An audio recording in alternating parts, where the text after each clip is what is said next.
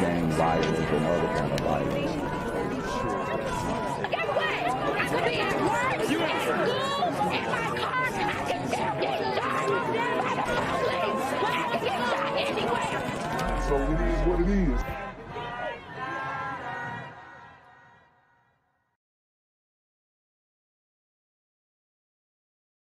What's good, Shadow Realm? It's your boy Jenquavius Jackson, and y'all already know I'm demonetized and shadow banned in this bitch.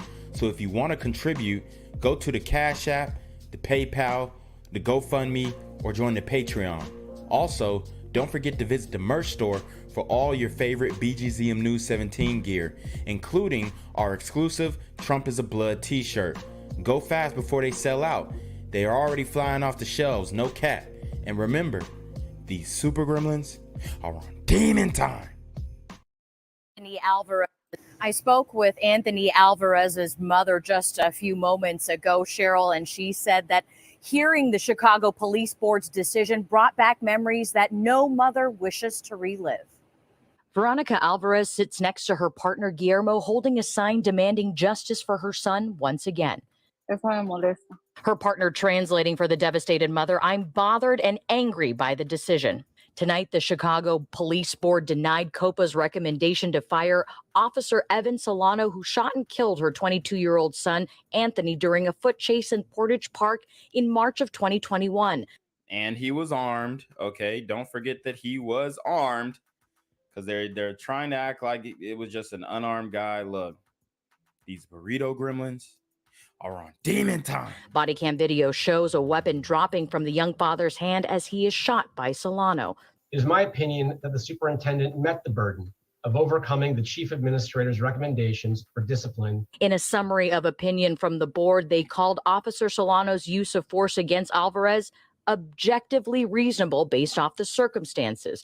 Instead of firing the officer, they called a 20-day employment suspension proposed by Superintendent David Brown, quote, more reasonable. And I think you probably need to take some type of leave, obviously paid, but get them back out there, man, because these streets are wild. And these dudes they're doing it to themselves. They out here terrorizing people. So, it suits you that you get justice by way of the cell or by the gun. It doesn't matter. But if you out here doing these types of activities, then you definitely need to be held accountable. Tonight, COPA's chief administrator responding to the board's decision. Yes, Anthony Alvarez was armed with a gun, but department policy does not permit officers to use deadly force on a subject who flees with a firearm, absent an imminent threat, which COPA found Mr. Alvarez did not pose. She said she feels bad to hear it's not going to be justice for Anthony. The heartbroken mother said there is still no justice for her son. She says at least not from the Chicago Police Department. The family's attorney says this will not stop their fight for justice for Anthony. What was the point of even having COPA and having an investigation if the opinion is not being followed, or even it seems like it's not even being taken into consideration? Well, it shouldn't. He was absolutely out of line. You can't expect to just do crimes and get away with it forever. It's going to catch up to you, especially when they're violent crimes.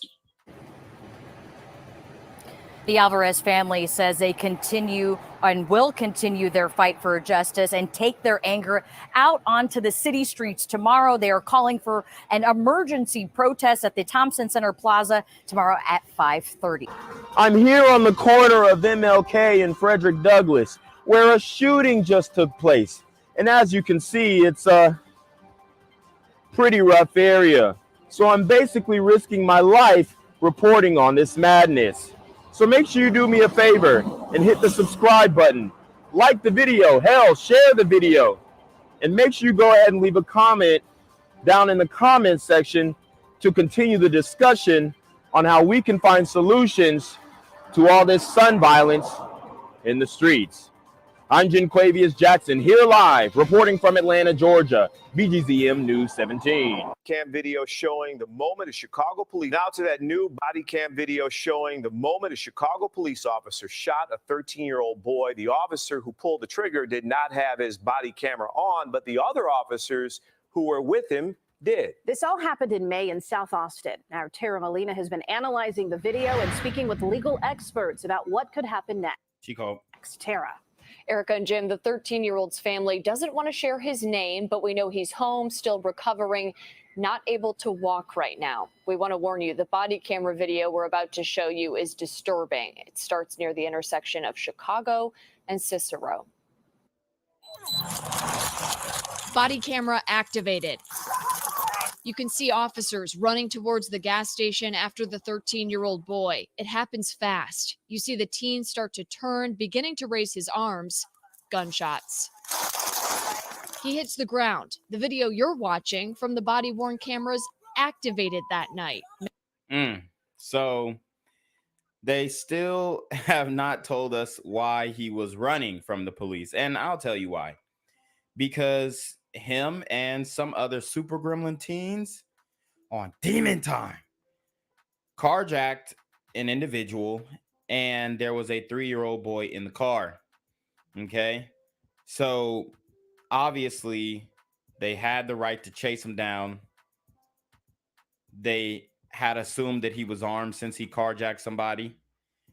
And when you're doing these types of high-risk activities, what do you expect? It just don't make no sense. Honestly, it's karma is serving him, even though I don't believe in karma. But, you know, for all those people who do believe in karma, this is karma. This is a consequence of your actions. This is action and consequence. Okay? You out here carjacking people. They say that he's paralyzed, and, you know, in my opinion, he deserved that. Straight up. Okay? Like, you out here carjacking people, whatever happens to you, I don't care anymore. That's really how it is. Because people are tired of it. People are fed up. And, you know, we like over here, we like to see things like this. You go out here and you're pointing guns in people's faces and taking their vehicles. You know, you get what you deserve. May 18th, the officer firing the shots you heard didn't turn his camera on until afterwards. His attorney told CBS 2 he thought he pressed the button and called this a high-stress situation. In a statement where he went on to say the officer thought the teen had a gun in his... That's a big 13-year-old too. And, you know, obviously it looked like he was surrendering, right? It definitely looks like he was surrendering, but this also could be a tactic to get the cops to bring their guard down. You never know. Okay, these streets of Chicago are very messy. Cops are getting killed. So the best way to prevent getting shot and killed by a cop is to not involve yourself in these high-risk, violent criminal activities. His hands as he turned around. It was a cell phone. The 13-year-old's family attorney, Andrew M. Stroth, said he was putting his hands into the air. And that's what the lawsuit filed against the city details, claiming he was unarmed, obeying commands, and still shot in the back. He heard a command to put his hands up. He was not obeying commands. He tried to get away. He ran, and then he saw it was too late.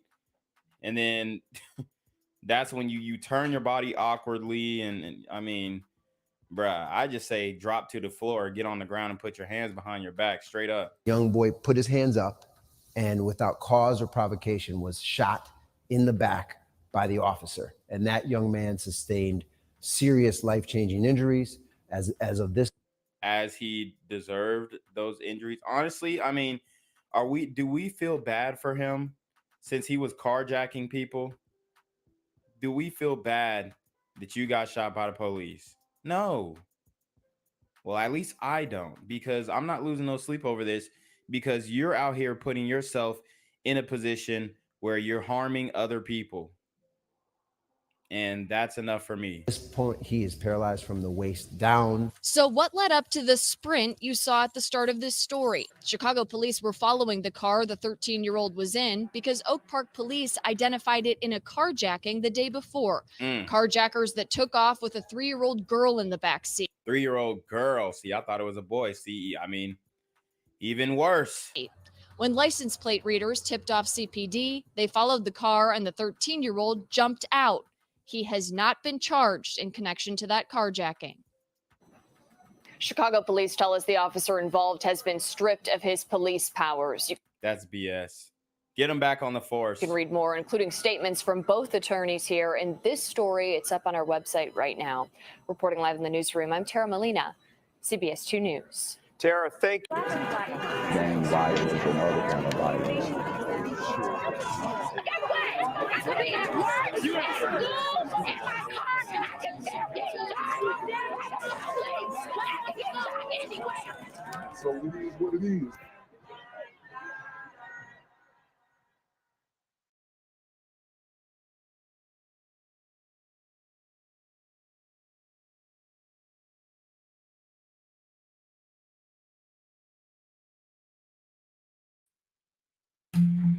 What's good, Shadow Realm? It's a Black Gen Z Mindset. Make sure you go ahead and like, comment, share, subscribe. Let's get into the video. Oh, man. All right, guys. So we got a very real topic today. We're going to be talking about police brutality, or perceived police brutality as it is. Oh, man. Some of you guys have heard, some of you guys have not heard. But there was a man in Decatur, Alabama, named Steve Clay Perkins, 39-year-old father of 2 daughters, husband, and he was shot and killed by the Decatur, Alabama police. Now, this story gets deep because it's going viral on social media right now. This guy is being painted as, you know, just an innocent person, and he was gunned down in his own driveway, whatnot. You know, that's the picture that they're painting. Okay, he's gunned down in front of his family and all this kind of stuff. But here's the thing. This guy made a lot of mistakes. We are going to review those mistakes. We're going to use this as a teachable moment. We're going to make sure that others can learn from this man's fatal mistake. But here's the thing. From what I'm seeing, from what I'm hearing, from what I'm reviewing of this shooting, the guy has done it to himself. Once again, they are going to try and paint this as an unjustified shooting. And I'm not saying that he was necessarily a bad person, but he definitely did not have control of his temper. And that is what got him killed. And this is something that a lot of brothers need to listen to, wake up to. You can't just, like, I just feel like niggas think that you can just threaten anybody with a gun and, oh, like, that gangster shit works on everybody. It fucking doesn't. It's so crazy. Like, niggas think you could just pull a strap out on somebody, threaten them, and then there's going to be no consequences. You just going to go to sleep that same night. Maybe in the hood when we got the no snitch rule. And that's one of the reasons why the no snitch rule is in effect in the community, because it just allows you to do whatever the hell you want to do with no damn consequences. Okay. And people are even going as far as to say, oh, he was an unarmed black man shot by the police. The narratives, the false narratives, rather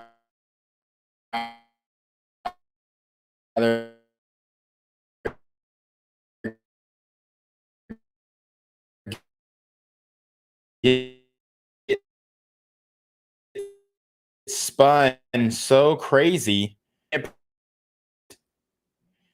A lot of these situations are boy who cried wolf. So when you actually have some real injustice going down, it gets overlooked. So my Wi-Fi is very slow right now. I don't know why.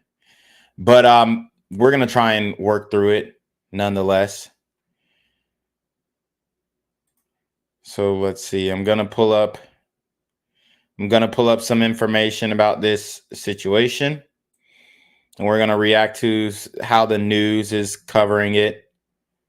He says it's fading in and out.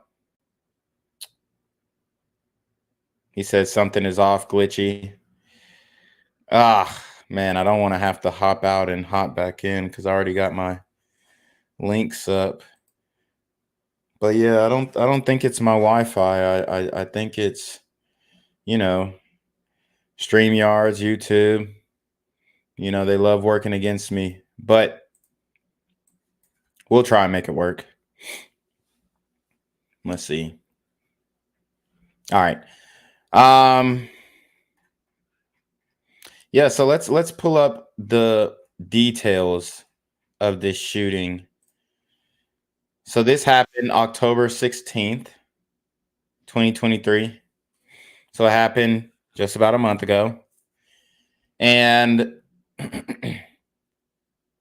this all occurred because Steve Perkins was getting his car repoed.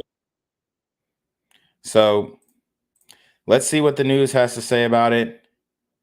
And then we will Continuing our reporting, trying to better understand what happened the night Decatur police shot and killed Stephen Perkins in his yard. A neighbor of Perkins has provided News 19 with home security videos from that evening. So we've reviewed the videos and are showing portions of them to further public understanding of the events of that night.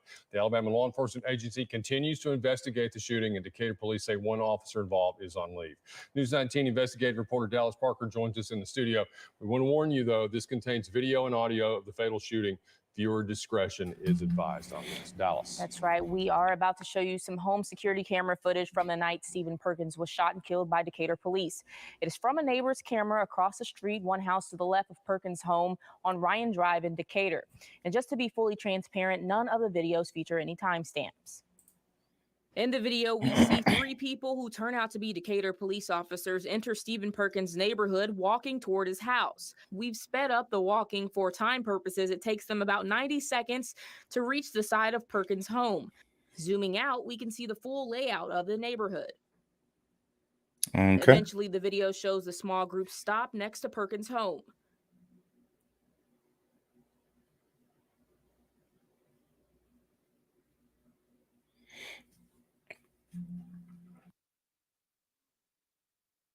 A couple of the individuals walk down the next door neighbor's driveway, one crossing the street, the other returning to the side of Perkins' house. Now, this is a second clip from the same camera. It is unclear exactly how much time passes between the end of the first clip and the tow truck arriving in the second clip. The camera does not include a timestamp. I mean, so this is a lot of time. The police arrive at his house. I'm assuming they made themselves aware or they made him aware that they were there. The tow truck pulls up shortly after, and then we start to see the fireworks. The neighbor who provided the video told News 19 the entire encounter from the first police car driving down the street to the shooting was about 12 minutes.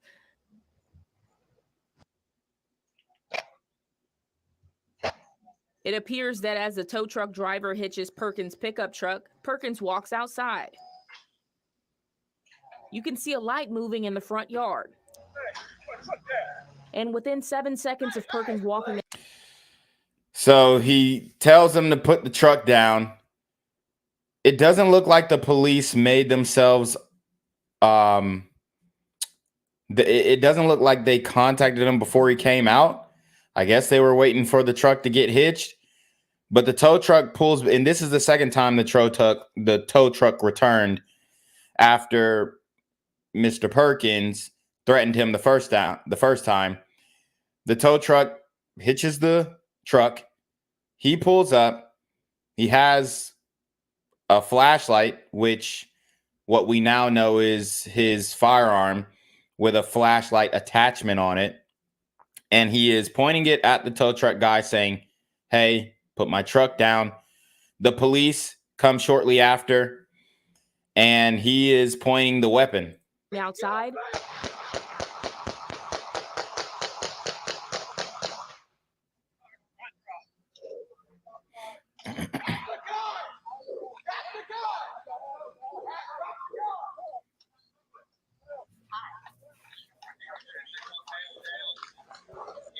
After more than 15 rounds are fired, officers are seen running from different directions near Perkins' house.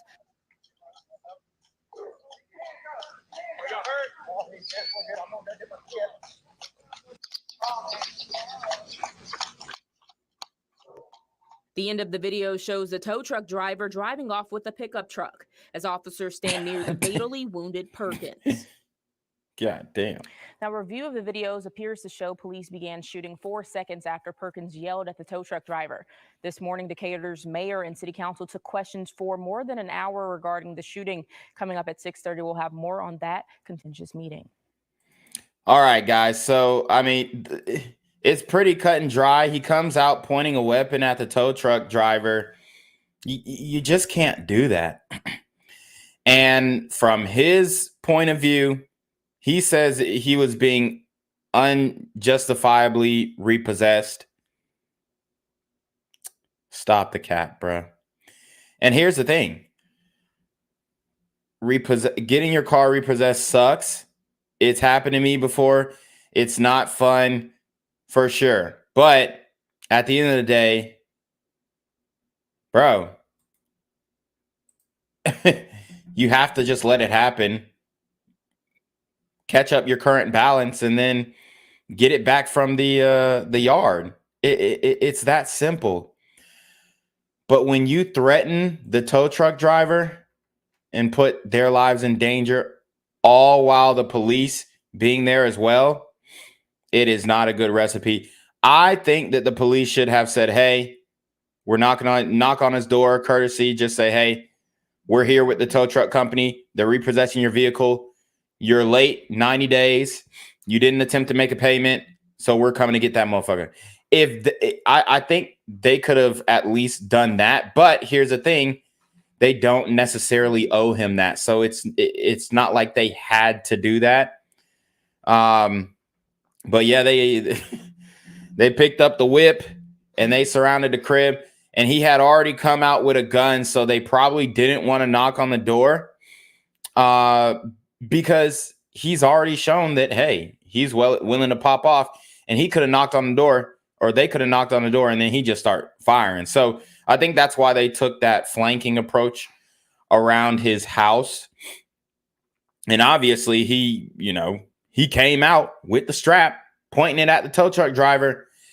But now this story is going viral, and, you have people saying that, it's an unjustified shoot and whatnot. And you can make the claim, right? He's at his house. But here's the thing. You can't threaten somebody else with a gun for doing their job. So we got a lot going on tonight, guys. But it just seems like brothers are just not learning from the mistakes of others.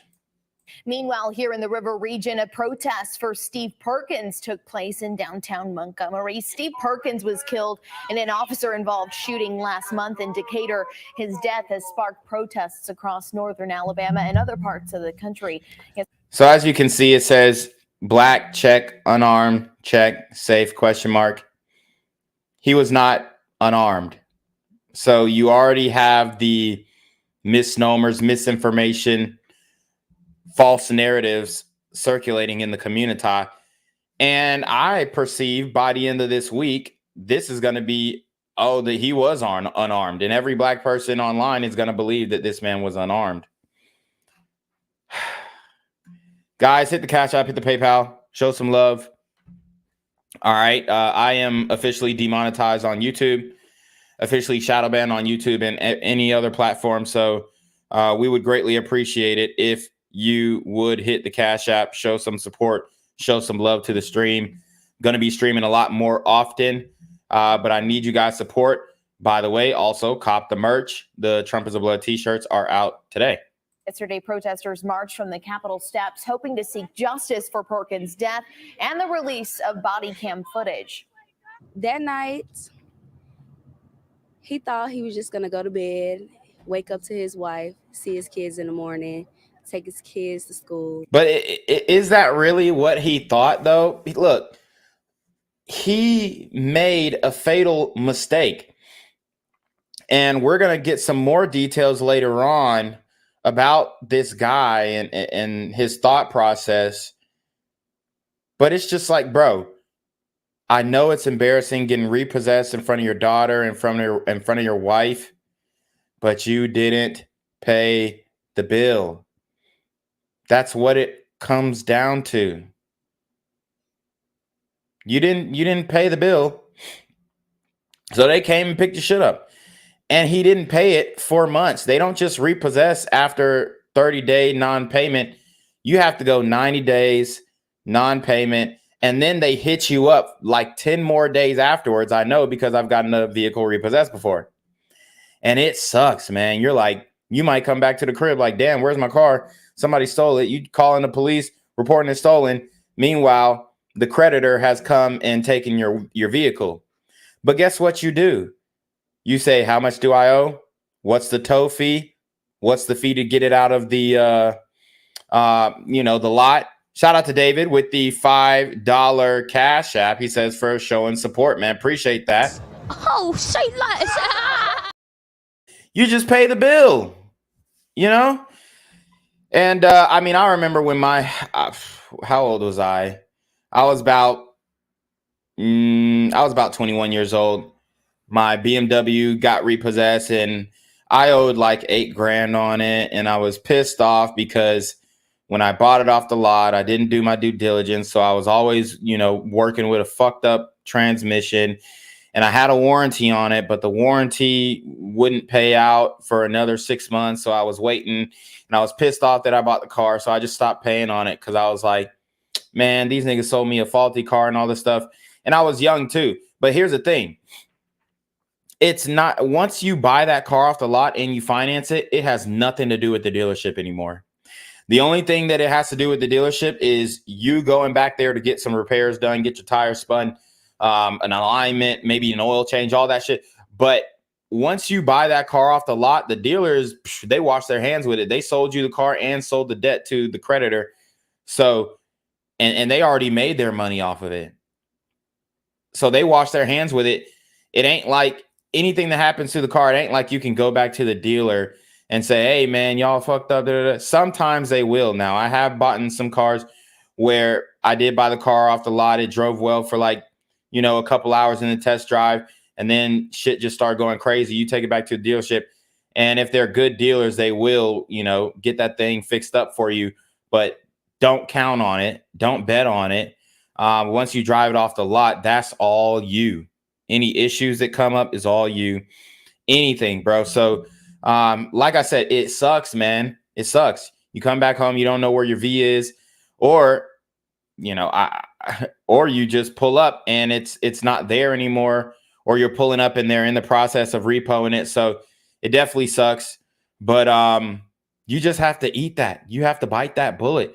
And you got to say, hey, man, because of my procrastination, now I'm going to have to pay even more to catch it up. And that's the penalty. That's why you just stay on time, even if it hurts you, even if it kills you, just stay on time, keep paying it. And, unless you want it to get repossessed and you're like, fuck it, I don't care about my credit, then okay, cool. But if you're going to try and fight for it, you're not finna go back and forth with the repo man. Okay.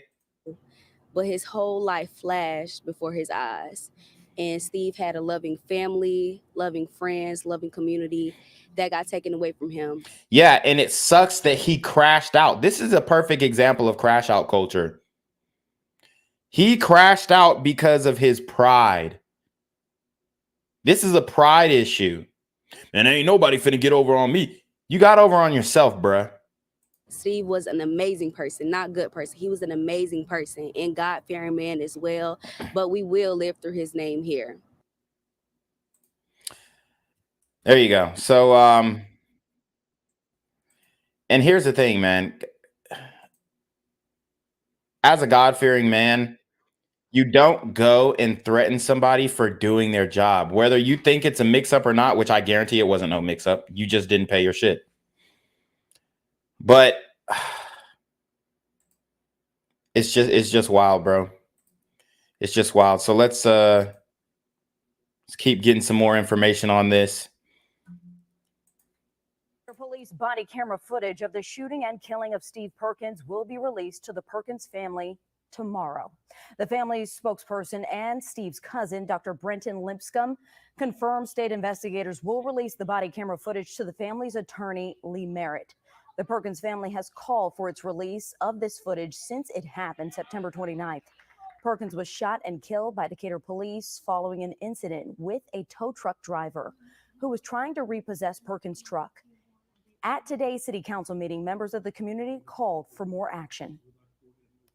It took you 13 days to come up with what we already knew.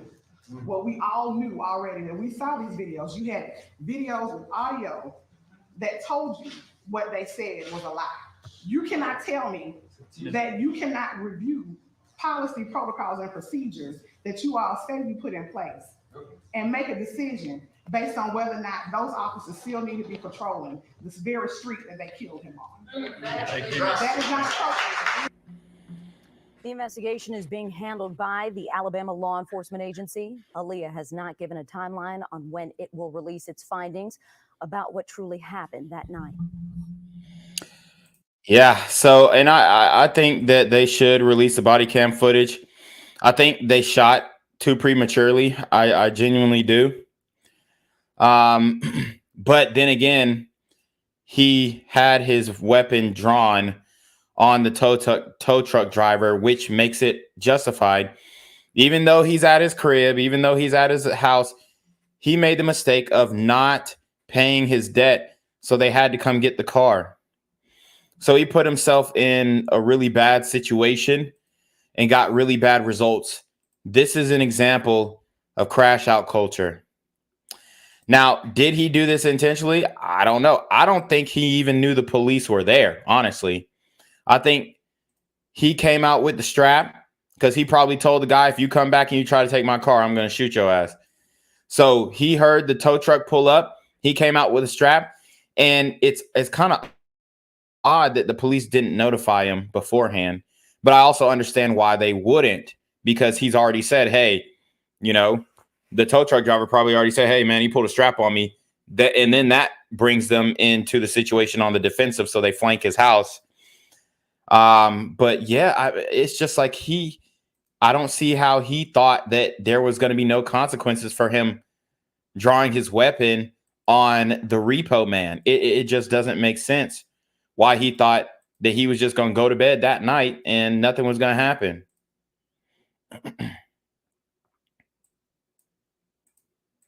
This video caught on a neighbor's doorbell camera captures the moment the Perkins family says police fatally shot 39-year-old Steve Perkins. Please go back! The warning appearing to come immediately before police opened fire, killing the husband and father. There's one male down. I got to need an ambulance ASAP.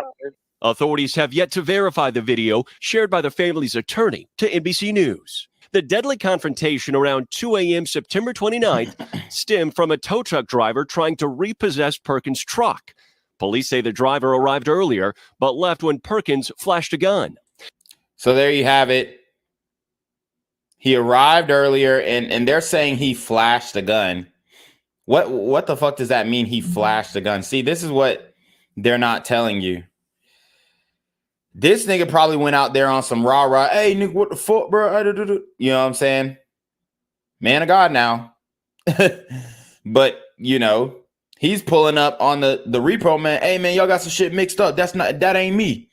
Well, we have the GPS in the vehicle. So, nah, bro, you got the shit fucked up, bro. Well, sir, you know, we tracked the car here, and it's the same make, the same model, the same year, the same color. Nah, bro, this shit, man, it's a mix-up. All right. So flash the gun. It doesn't mean, oh, let me just flash you real quick. No, it means, hey, nigga, like I wouldn't even be surprised if he put the shit in bruh's face. like, or even knocked on the driver door with the shit, because he clearly came out again with the strap the second time. So the tow truck driver already attempted to repossess the vehicle. Let's see those repossession documents too. Those are important too, because him and his family are claiming that it was an unjust repossession, as if he was on time. He was on time. He was paying his bills. He was caught up. So I want to see how much how much time they gave him, because nowadays they're giving you a little more time. Back in the day, it was 90 days. Now they're giving you damn near 180 days. So you might be 6 months without paying your rent. And, it's like that. Then came back not your rent, but your car payment. Hours later, accompanied by Decatur police. They started firing before they even got the full first command out of their mouth. The department states Perkins brandished the weapon towards an officer, causing the officer to fire. Perkins' older brother, Nicholas, in heartbroken disbelief. When you watch that video, what do you see? I see a murder. Cold-blooded murder. Questions over Perkins' death prompted week-long protests and calls for transparency after his family's attorney says Perkins had no idea it was police in his front yard. It doesn't matter whether he had a weapon or not. He never was given an opportunity to comply. And if he had a weapon, he was well within his rights to carry a firearm. And yeah, I mean, I kind of agree with that. And that's where they fucked up. That's where the police fucked up. They should have let him know that they were in the yard. But where he fucked up was he pointed the gun at the repo man in the first place. So that's where he went wrong. And then he committed a crime right there. So at this point, now you're being reported for committing a crime. You're getting arrested either way. Whether he pulls the strap the second time or not, you're still going to jail. They're going to repossess a car. They're going to wait for the car to get gone. They're going to knock on your door. They're going to take you to jail because you just threatened the repo man. So he already made a mistake. And then that's where it turns illegal. Okay. Because he's saying, oh, well, he was in legal possession. And yes, he was on his property with the firearm in legal possession. However, it turned illegal once he had committed the crime of pointing the weapon or flashing the weapon at the repo man. When I almost guarantee you it was more than just a flash. Like, oh yeah, I'm strapped, nigga. Like, no, it was he probably drew his weapon and potentially aimed. I mean, I'm not completely sure, but I don't think it's just like there had to be some words between the repo man and Mr. Perkins here. But I consider this a crash out nonetheless, because if the repo man comes back, what you think he was just waiting until y'all went to sleep? No. He came back with police. The city's placed one officer on leave and has not released police body camera video from the incident. Alabama's law enforcement agency is now leading a third-party investigation. And what hurts most is we don't have any answers. And you know what he could have done is sold that gun. He could have sold the gun to pay for the vehicle. I mean, it would have helped with at least 1 month of the car payment. And we all know that repos are on the rise. The average car payment is about $600 right now. So, I mean, it's not a good time to finance a car. And I mean, and I know, man, because I was paying off a couple cars with my car rental business, and I financed them at just the right time before rates went up. But I mean, I can only imagine being stuck with that type of car payment. And, but at the same time, you don't buy nothing that you can't afford. And I just think that he went about this all wrong. I think that he probably already had an anger problem before, especially if you're pointing the weapon at the repo man. You just got to take the L, bro. Oh, damn. You know what? I didn't make my payment. Where is it going to be? Where are you taking it? All right, bro. I'm just going to follow you, and then I'm just going to pay at the lot. Or I'll just come tomorrow. That's how you handle that, man. Not, oh, let me pull my strap on the repo man. That's stupid. That's stupid. That's stupid. But that is the mentality of even the brothers who are not in the streets. You know, family men like him. His mentality is still straight up, let me pull my strap on the repo man. I mean, that's insane. It really is. When you think about it, you don't make your payment, they come take the car. That's like pulling the strap on the landlord when they're trying to evict you. It's the same thing. Family needs answers. This community needs answers. Morgan Chesky, NBC News. So yeah, he made some fatal mistakes. I think the police, I think they shot prematurely. I really do. I think they should have let him know that. I think they should have let him know that they were there for sure. But also, once he threatened the repo man, that's where all bets are off. That's when they come in your house like SWAT team. You see, because you already committed a crime. So now they approaching you as a threat. Whereas if the tow truck driver would have said, hey man, this guy, he's hanging on the hood of the car, he won't leave, then they probably wouldn't have even pulled up, guns drawn. But I mean, we just got to be smarter, man. We just got to be smarter, because this could have been prevented. And this is not just the police fault. And, I would go here's the thing. Damn near all of the accountability, if not all, has to lie on Steve Perkins. It has to. And I also want to read one of these articles, New York Post article, about just the way that he thought, his mentality, how his friends and family perceived him. And then we'll also read the GoFundMe, because the GoFundMe tells you some interesting things too. That's why I believe this was a crash out. But let's keep going. Turn to a major blow to the family of Steve Perkins tonight. The Alabama law enforcement agency denied their request to see police body camera footage from the night Steve Perkins was shot and killed by Decatur police. It's been 4 weeks, and his family says they are upset and tired of waiting for clear answers. WAFF 48's Matthew King spoke with Perkins' brother on the phone tonight. Matthew, his reaction is one of major disappointment. Yeah, well, the Perkins family has been grieving for close to a month now, but not being able to see the full truth of what happened to their loved one is crushing. This following state investigators denying the request to see body cam footage from the night of September 29th, saying releasing it would affect an ongoing investigation. Aaliyah has given us yet another disappointment. A feeling for Nicholas Perkins, whose brother Steve Perkins was shot and killed nearly a month ago. We need answers. We want answers. We demand answers. Video from neighbors shows a glimpse of what happened when Perkins confronted a tow truck driver repossessing his truck, and the response from police. Police, go back!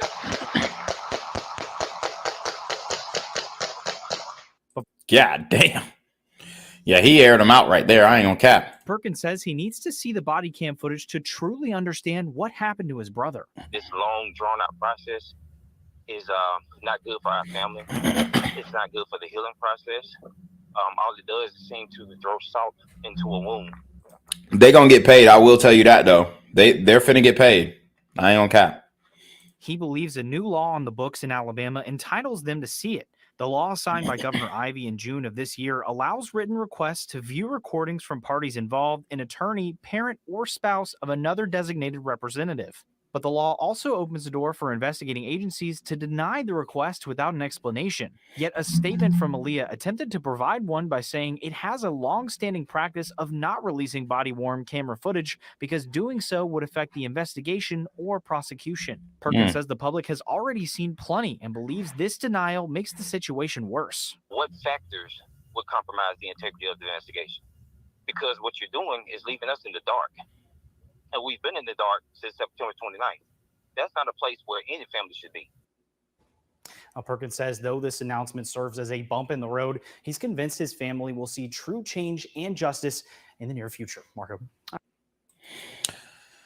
All right. So let's actually hear from the wife, because she has an interesting take as well. Obviously, her husband was killed. I would love to hear her side of the story. I don't think that she would be 100% truthful with that, especially as it pertains to their bills. I would love someone to just ask, were y'all behind on your bills? Were you having a hard time? Because that's kind of what makes me think this could be a potential crash out payout. Remember, I covered stories of brothers crashing out, suicide by police, self-deletion by police rather, in order to get a payout. The only thing that isn't consistent with my previous theory is that he most likely didn't know the police were there. But I think he should have assumed that the police were there since the tow truck driver came back. And that's just a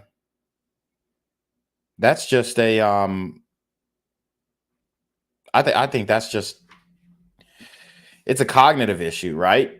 The tow truck driver pulls up, you threaten him, he leaves, he comes back. You think he just coming back alone? I think the thought process should have, kicked in right there, and he should have understood, hey, maybe this guy isn't alone. The woman whose husband was shot and killed by Decatur police officers is sharing her heartache. The grieving widow of Steve Perkins, Catrella Perkins, sat down with WAFF to talk about the last 6 weeks without her husband and more. WAFF 48's Daquan Lee is live in studio with me tonight. Daquan, Catrella opened up about this emotional toll that this has taken on her and her family. Margot, Catrella Perkins called this situation a burden, but through everything she's dealt with, she still has hope that her husband's death will not be in vain. While the Decatur Police Department wraps up its internal investigation into the shooting death of Steve Perkins, his widow, Catrella Perkins, says she remains in the dark. I didn't expect that it would take them this long to release, the footage to the family. I never expected it to take this long. And I never expected it to be this long without getting any answers. Perkins was shot and killed by Decatur police officers in his front yard. Officers say they were there because Steve threatened a tow truck driver who was trying to repossess his truck with a gun. Officers say Steve refused to obey their commands, and that's when they opened fire. Since then, there have been several protests and an outcry of community support. But without seeing what happened that fateful day, Catrella says she hasn't had time to grieve. You're clueless as to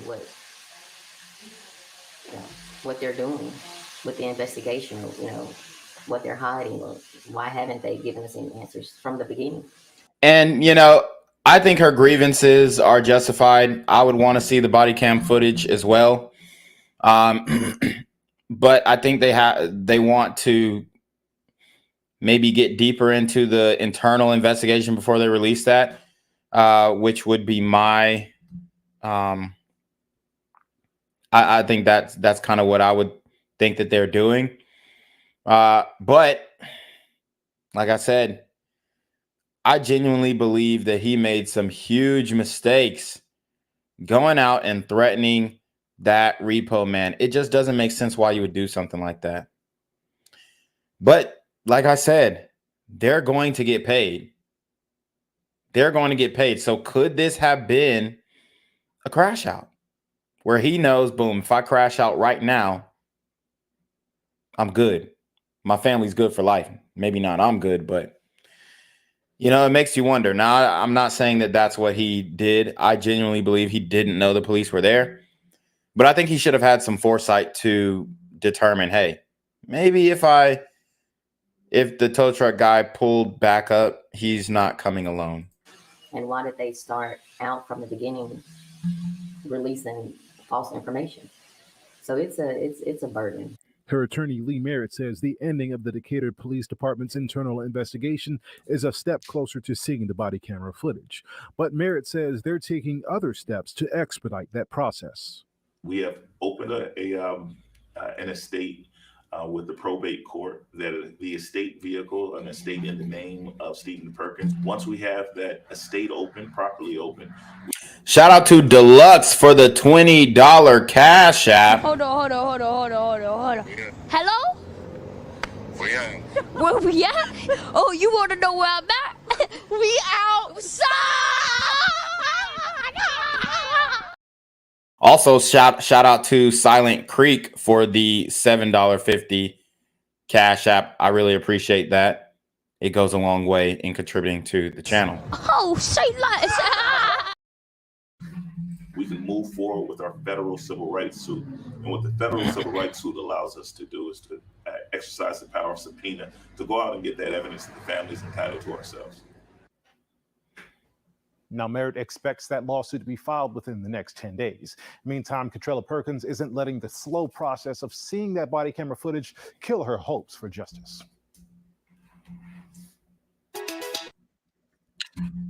So there you have it. We're really waiting on the body cam footage. We have the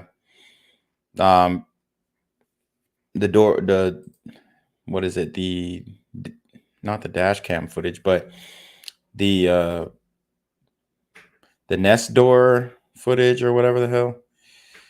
I forgot what those little cameras are, but it's across the street footage. Not that good, but it kind of gives you an outlook on how long it took. But yeah, man, bruh should have just gave it up. I just don't get why. And even the police chief, he did apologize for giving a false description of the events, apparently. So we'll read this article to see what their initial description was. So let's see.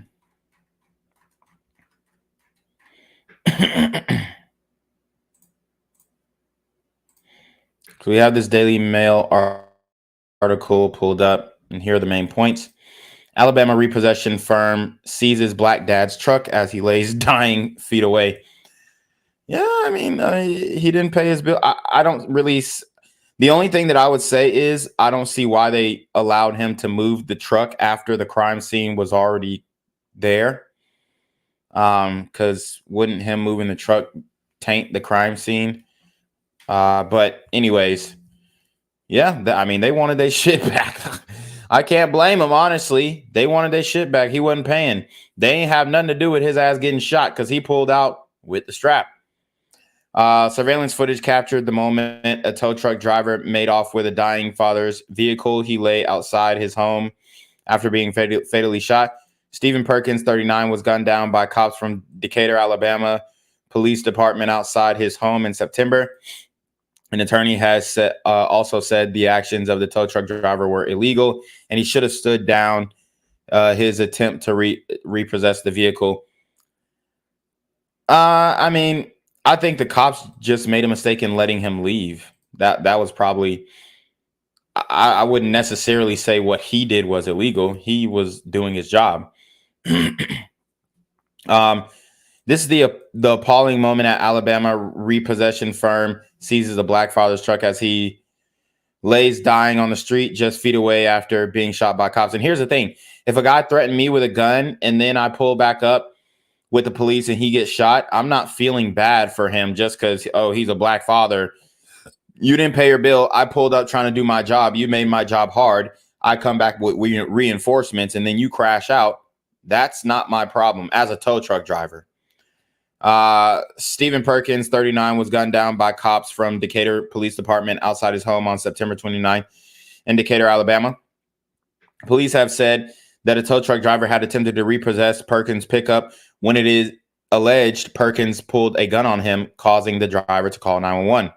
Surveillance cameras captured the moment Perkins was gunned down by a responding officer. I would love for them to show the moments initially where the tow truck driver pulled up to see what he did to make this tow truck driver fear so much. Surveillance cameras captured the moment Perkins was gunned down by responding officers who fired 18 shots at him. Appallingly, a driver from All-Star Recovery drives off with the dying man's truck as he takes his final breath just feet away, with his final words said to have been help. So here's the thing.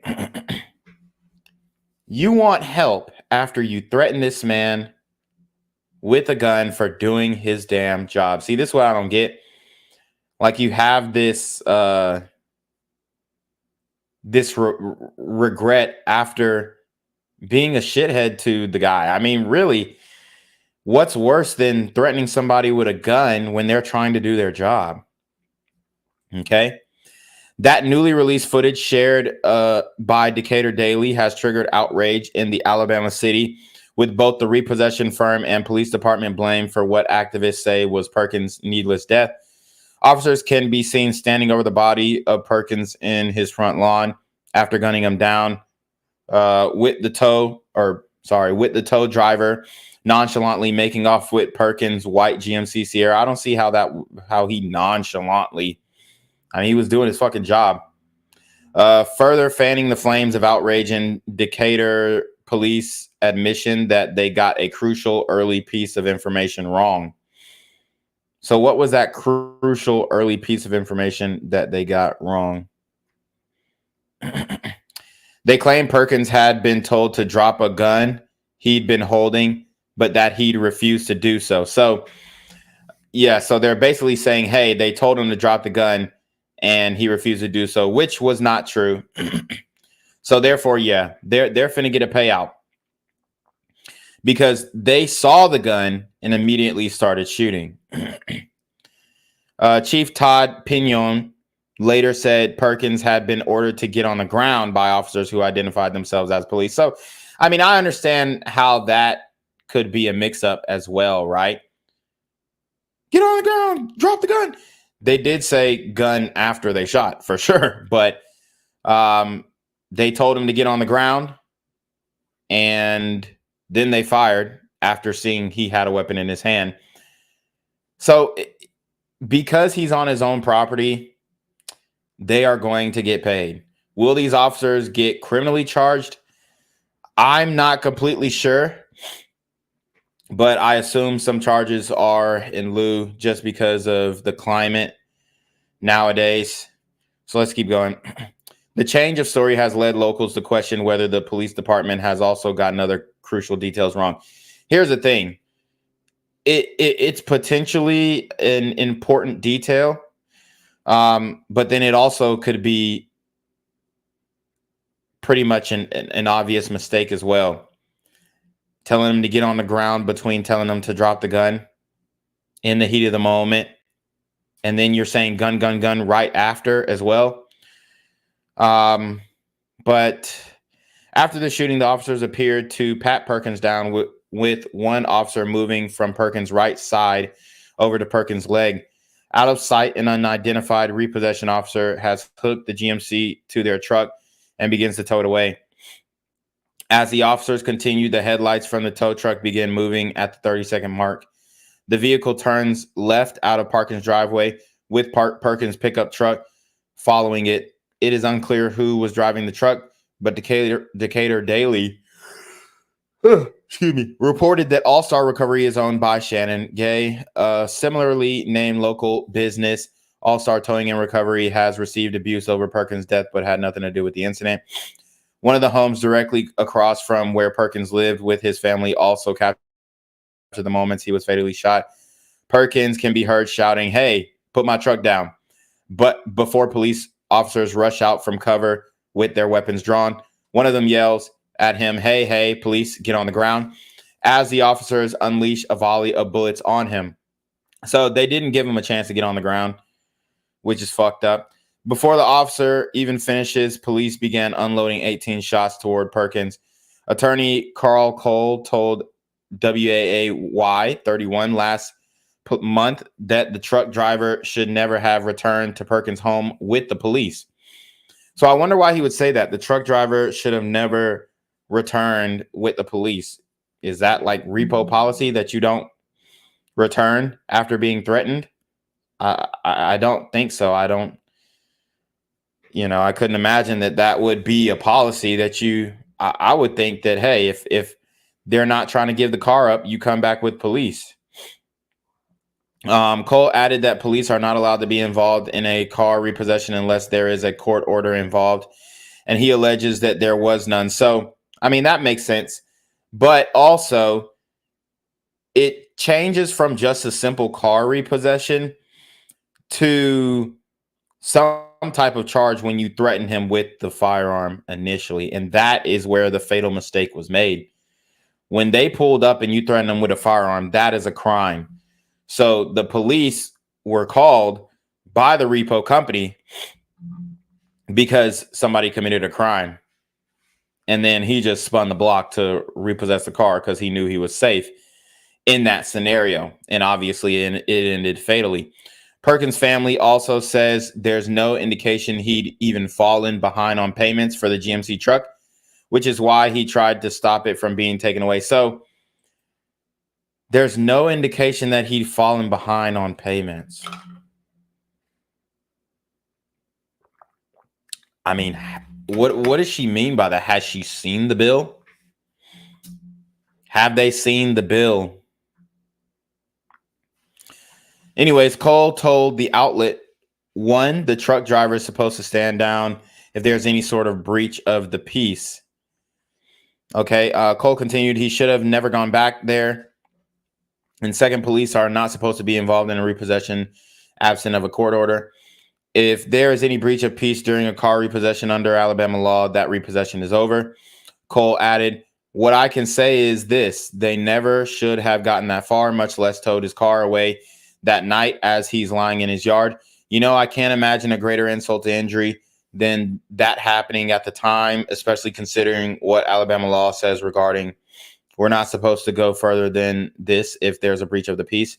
Not only did they go further with it, he's lying in the yard while it's happening. That's really problematic. Perkins' family says no crime scene was set up after his death and that the only marker of what had happened was a pool of the late father's blood. Neighbor Susan Capps, 62, told Decatur Daily that she did not see cops rendering first aid and that they instead appeared to be patting Perkins down as he lay dying. She also claims that a cop who came to her door lied and said everyone involved in the shooting was fine.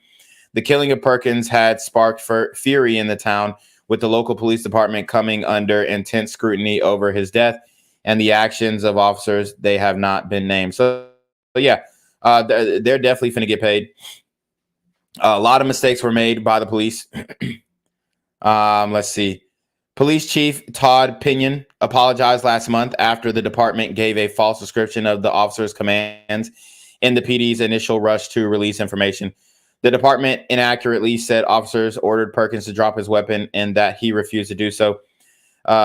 Pinion said what actually happened is the officers identified themselves as police and ordered Perkins to get on the ground.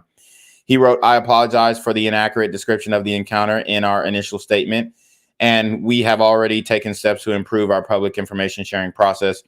Pinion promised transparency in providing any information we are able to share as soon as it is able to be released. He added, there is understandably much public conversation about the shooting of Stephen Perkins. Anytime a police officer uses deadly force, questions should be asked and answers provided. On Thursday, the Decatur Police Department confirmed that an internal investigation into the death of Perkins had been completed. Chief Pinion said, today, our department's internal investigation into this case was completed. That investigation addresses potential policy violations only. If I find department policy was violated and discipline is warranted, this would be presented to the office of the mayor for a determination hearing. At the hearing, the mayor would hear the facts of the case and decide if discipline is warranted and to what extent. So there you have it. Let's see. Protests.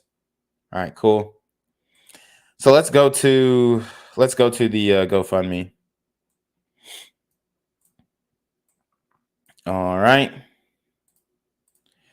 So the GoFundMe is definitely running up. So the people have spoken. The people deemed this to be an unjustified shoot. And honestly, they made a lot of mistakes. But he did make the fatal mistake of pulling the strap on the repo man. Now, my question is, let's see the paperwork on if he was actually late on payments, because that is going to be a major determinant as well. So here you go. Stephen Clay Perkins, also known as Steve to many people, was unalived by officers of Decatur, Alabama Police Department. Steve was born in Hillsboro, Alabama, January 4th, 1984. He was a family man, girl dad, proudly raising two fathers, 14 and 7 years old. He was a devoted husband, gym enthusiast, and a hardworking employee at JM Smucker's pet food manufacturer. Steve dreamed of one day opening his own gym where he could continue to pursue his love of fitness while providing a safe space for community growth and AMD development. He kept his nose clean, telling his close friends he only harbored a single fear as a black man being killed by the police. Now, my question is, I mean, why are you harboring that fear? Unless you have police interactions often, unless you know that if you interact with a police officer, you're going to be uncooperative. But obviously his worst harbored fear came to reality. Resting in preparation for work, September 29th, 2023, Steve was ambushed by Decatur police officers while his vehicle was being wrongfully repossessed by a tow company. So definitely highlight that. Was it wrongfully being repossessed? We don't know. We got to see the paperwork. She said that she didn't have any type of idea that he was late on the payment. But a lot of times, you know, men in their pride, right? I'm not going to tell my girl or my wife unless she's going to help pay the bill that, hey, man, I'm 90 days late on my bill. Policemen left Steve family traumatized and with no understanding of why their loved one endured this horrific unwarranted murder with 7 gunshot wounds to the body. Clay leaves a loving wife, children, and family to cherish. It saddens us to know that in 2023, an innocent black life was taken by the system. The family seeks justice and answers with a call to action by officials to terminate the officers, arrest the officers, prosecute the officers, and change the policies. As the family seeks justice for Steve, this site offers an opportunity to help aid and comfort his family during this difficult time. There's no dollar that could ever value the life of Stephen Clay Perkins. However, it provides an opportunity for people who stand for injustice. And remember, Steve's life matters. If America desires to aid injustice, America will desire to center Black lives. If you're unable to extend a donation, please say a small prayer for the Perkins family. Children lost their dad. A wife lost her husband. A mother lost her son. So, you know, definitely a sad story here. I think both police and Stephen Perkins made some fatal mistakes. And we're just going to have to see how this investigation pans out. My only thing is, why the hell did he pull the strap on the repo man initially?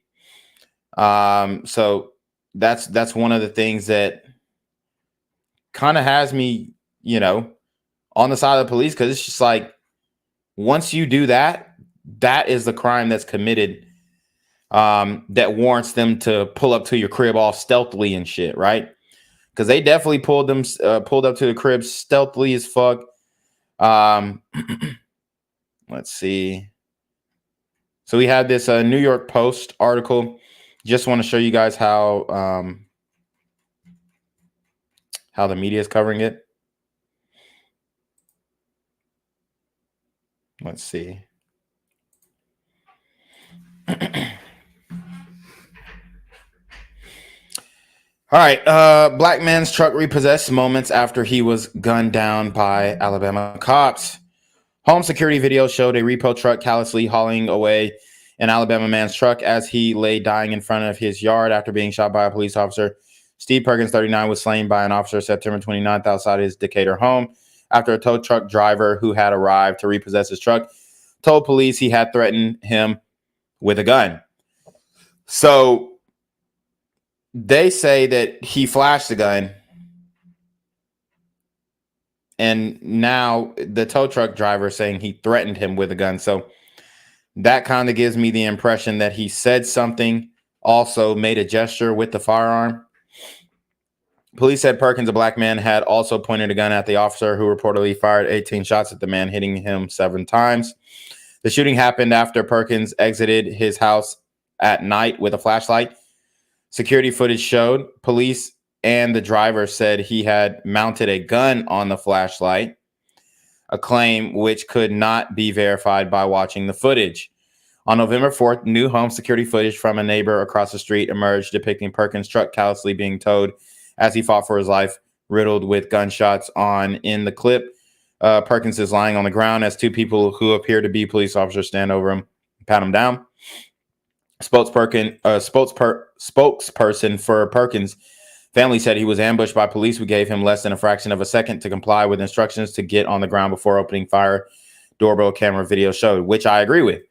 From the immediate footage that we're seeing, it looked like an ambush of him, not even knowing who was in his yard.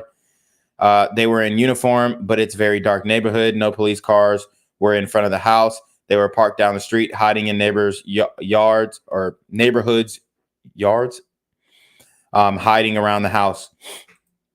Yeah, and I think they should have let themselves be known. I think they should have pulled up with the red and blues. And if they were going to try and take cover, maybe take cover behind your police car, your squad car.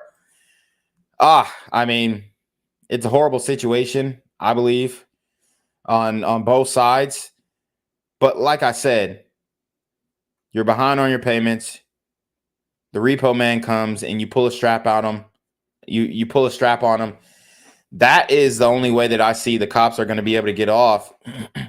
And that was a mistake that ended up leading to his death as well. So,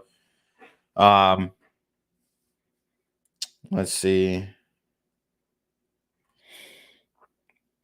I stood outside the whole time and I saw them pat him down. I did not see them render any first aid. She told the local outlet, all I kept hearing was put the gun down, and Perkins is on the ground. I saw him move one arm slightly and I heard him say help. I saw his arm move like up toward his head. And then I didn't see him move again, said Capps. And then I heard an officer call and say he needed an ambulance ASAP. And then a little later, I heard him say he's out. Capps continued, adding that the ambulance was in no hurry to arrive. The neighbor also said that when she called a police officer to her porch after the shooting and asked them if Perkins was okay, they lied and said he was fine. Decatur police spokeswoman Irene Cardenas Martinez reportedly disputed Capps' account of the aftermath of the shooting and said officers had rendered first aid. Officers on scene provided Mr. Perkins with medical aid before he was transported to the hospital, she said. An officer retrieved a medical pack and began assessing his injuries, while other officers applied pressure to the wounds and applied a tourniquet to one of his legs before medics arrived. So it seems like the witness accounts are inconsistent as well. Perkins was remembered by Capps as a good man who always watched out for her. He helped me in so many ways. Capps said, I fell out in the front yard from my diabetes. He came running over and picked me up like I didn't weigh a feather. One time he took me to urgent care because I had fallen and hit my head, and I was trying to get in the truck to drive myself there, and he knew something was wrong. Perkins worked for pet food manufacturer J.M. Smucker and was married with 2 teenage children, according to NBC. He had no prior record aside from a DUI arrest more than a decade ago, the network said. His family described him as a family-oriented young black man thriving for excellence and dispute the fact that his truck was being targeted for repossession, suggesting that the towing company and police were wrongfully at his home in the first place. So, yeah, we definitely got to see the bill to see if it was wrongful. But, I mean, this is very interesting situation here. More than a month after the deadly shooting, Perkins' white GMC Sierra was seen at tow truck company All-Star Recovery's lot less than a mile from his house, Decatur Daily reported. It had been parked away from other vehicles on the lot and was barely visible from the street. The unidentified officer who killed Perkins was put on leave amid an internal investigation that reportedly concluded last week. The results of the probe were being kept under wraps until a predetermination hearing to review potential policy violations. A separate investigation that could result in criminal charges against the officer was being conducted by the Alabama Law Enforcement Agency. And I genuinely think that they will be charged with something. Just because of how quickly they start popping off. But then also, you know, we need to figure out, was he actually late on his payment, or was it a justified towing or justified repossession? We'll also hear from the community on this subject. Obviously, we were made aware that there were backtracking in their initial statements, which oftentimes does happen. Corrections are made. But yeah, let's see. I'm gonna get everything ready, and then we will get into even more of this story. Obviously, everybody wants to see the body cam footage. So let's see. All right.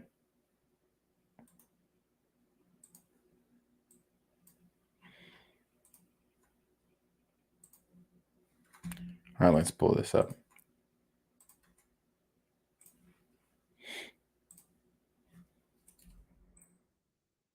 Decatur Police Department backtracking their initial statement on the deadly officer-involved shooting of Steve Perkins. Boy 31's Paige Meyer is live in Decatur now. Paige, what have you learned? Dan Marie, today I spoke with members of the Morgan County NAACP, and they tell me that they are outraged that the Decatur Police Department released inaccurate information. In a statement that the Decatur Police Chief Todd Pinion released last night, he said the department, quote, erred in stating Mr. Perkins refused to drop his firearm prior to the shooting. He says the department now knows the officer, quote, identified themselves as police and ordered Mr. Perkins to get on the ground prior to the officer firing, rather than ordering him to drop the weapon at the time we initially reported the morning of the shooting. The president of the Morgan County NAACP, Rodney Gordon, says it's unacceptable that the Decatur Police Department released inaccurate information. He wonders what else the shooting might be incorrect. If it wasn't for social media and that door cam, he'll be another statistic. Yeah, just like they lied. If they lied with the camera, oh my goodness, what in the world you think they would do without the camera? Gordon says whoever made the false report acted unethically and wants them to be held accountable. Chief Pinion's statement says the department's Office of Professional Standards is conducting an investigation into the moments before the shooting, the use of force itself, and the officer's actions. He says the department will then determine if it needs to change its policies or implement new ones. Now, today I reached out to the Decatur Police Department, and Chief Pinion declined to meet with me following the release of this statement. Now, I also reached out to Aaliyah for a comment on Chief Pinion's statement and whether this release of inaccurate information will affect their investigation. But as of right now, they have not gotten back to me. Now, I will continue to work on bringing you guys information on this investigation, and we'll bring it to you both on air and online at WaveTV.com. Reporting live in Decatur, Paige Meyer, Wave 31 News. So there you have it. We're also going to hear from the police on their latest on this case. And then we'll get into more of what the community thinks of this shooting. Oh, man. But yeah, I mean, it's tough because we got to see if the repossession was legit. But my understanding is if it was legit, then the vehicle would have been auctioned off by now, unless they're stopping the auction because of the investigation. So that could be a factor as well. We're starting off in Decatur, where city officials held a press conference this afternoon to answer questions on the Steve Perkins case. This conference comes almost a month since Perkins was shot and killed by Decatur police as protests continue around the city. Part of the call for justice is the release of police body cam video. Our Sedona Meadows has been tracking this story for us in Decatur. Sedona, what did you learn today? Well, Kanisha, the biggest thing these city officials said during the press conference is that they do want to provide the community with answers, but they want to make sure that the investigation is done right. Now, this press conference was in response to the many protests that were held, have been happening since the death of Steve Perkins. But one big protest that took place just 1 week ago was right here on the Hudson Memorial Bridge. that blocked traffic going into Decatur. Now, since that demonstration, several of the individuals involved in the blockade have been arrested for disorderly conduct. During the press conference, Fox 54 asked the chief of police about his recent press release saying they got some initial information wrong about the interaction with Steve Perkins. In an effort to rush some things got to, were wrong, and I had to take that back. And I want to make sure that we're thorough and have a complete and thorough investigation on this. And yes, we want to be speedy throughout all this, but we want to make sure we have it right. The message from the citizens of Decatur has been received loud and clear, but at the same time, an adequate investigation has to be completed. I'm here to make sure that's done, that it's done promptly, that it's done diligently, but that it's done fairly. Now, there have been some rumors of a potential blockade of the bridge again this afternoon, but since I've been here since about 3:30, and I have not seen a thing other than a police officer that was standing by, as well as two protesters that were walking across the sidewalk with signs saying "Justice for Steve Perkins." But other than that, I have not seen anything as of yet, but we'll keep you updated. But I will have more details about the press conference that happened this afternoon later tonight at 9. But for now, live in Decatur, Sedona Meadows, Fox 54 News. All right, let's go to the next one. Now, this is more of the Communitas outcry. So let's listen up, see what they have to say. We have lost a member of our community that, told by many, was a great and humble man. Faith is keeping all of us going. That's how we're able to get out here in the streets and protest and stand up for what's right. Because it's not a white and black thing. It's a right and wrong thing. Protests continue in Decatur following the officer-involved shooting death of 39-year-old Stephen Perkins. He was killed on September 29th in his driveway while officers were assisting in a vehicle repossession. News 19 crews caught up with a group of protesters outside Decatur City Hall. He told our crews groups also went to Mayor Tab Bowling's home, calling for transparency about the night Perkins was killed. Mayor Bowling told me tonight, quote, "Yes, we had protesters at our house Wednesday and Thursday evening. Everyone has a constitutional right to protest peacefully and to speak their mind. I respect that right. The city of Decatur will continue to work through the legal and judicial process to fully investigate Steve Perkins' death, and I'll continue to push for that process to move as quickly as possible," end quote. Happening tomorrow, one organization in Decatur is hosting a press conference in the wake of Perkins' death. Standing in Power, a racial justice group, says it'll speak to updates regarding protest actions and respond to Chief Todd Pinion's statement about the misinformation Decatur Police Department initially reported. The conference will take place tomorrow morning at 11 at Decatur City Hall. While the case continues to be investigated by the Alabama Law Enforcement Agency, members of the Decatur community say those protests will continue for however long it takes to get answers.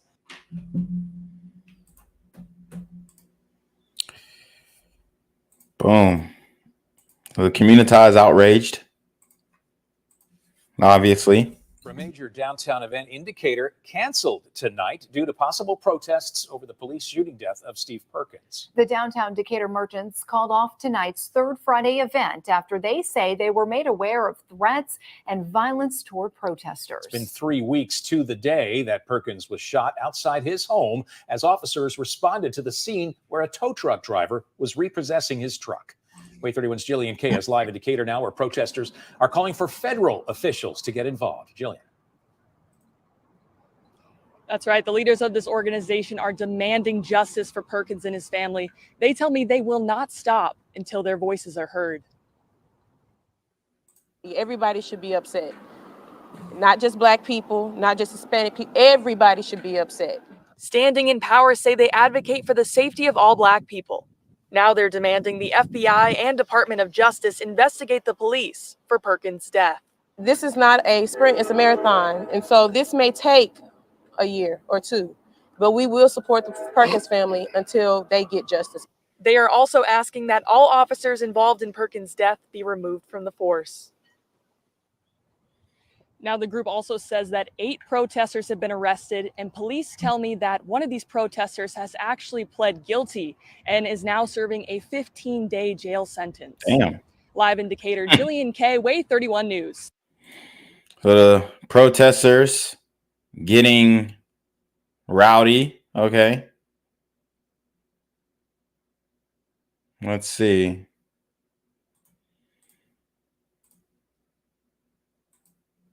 Getting some people, obviously some people extremely upset. Getting arrested for protesting. I guess it's not really a big deal. Must be a misdemeanor since they're only doing 15 days. Glad you could join us. I'm Kenesha Dees.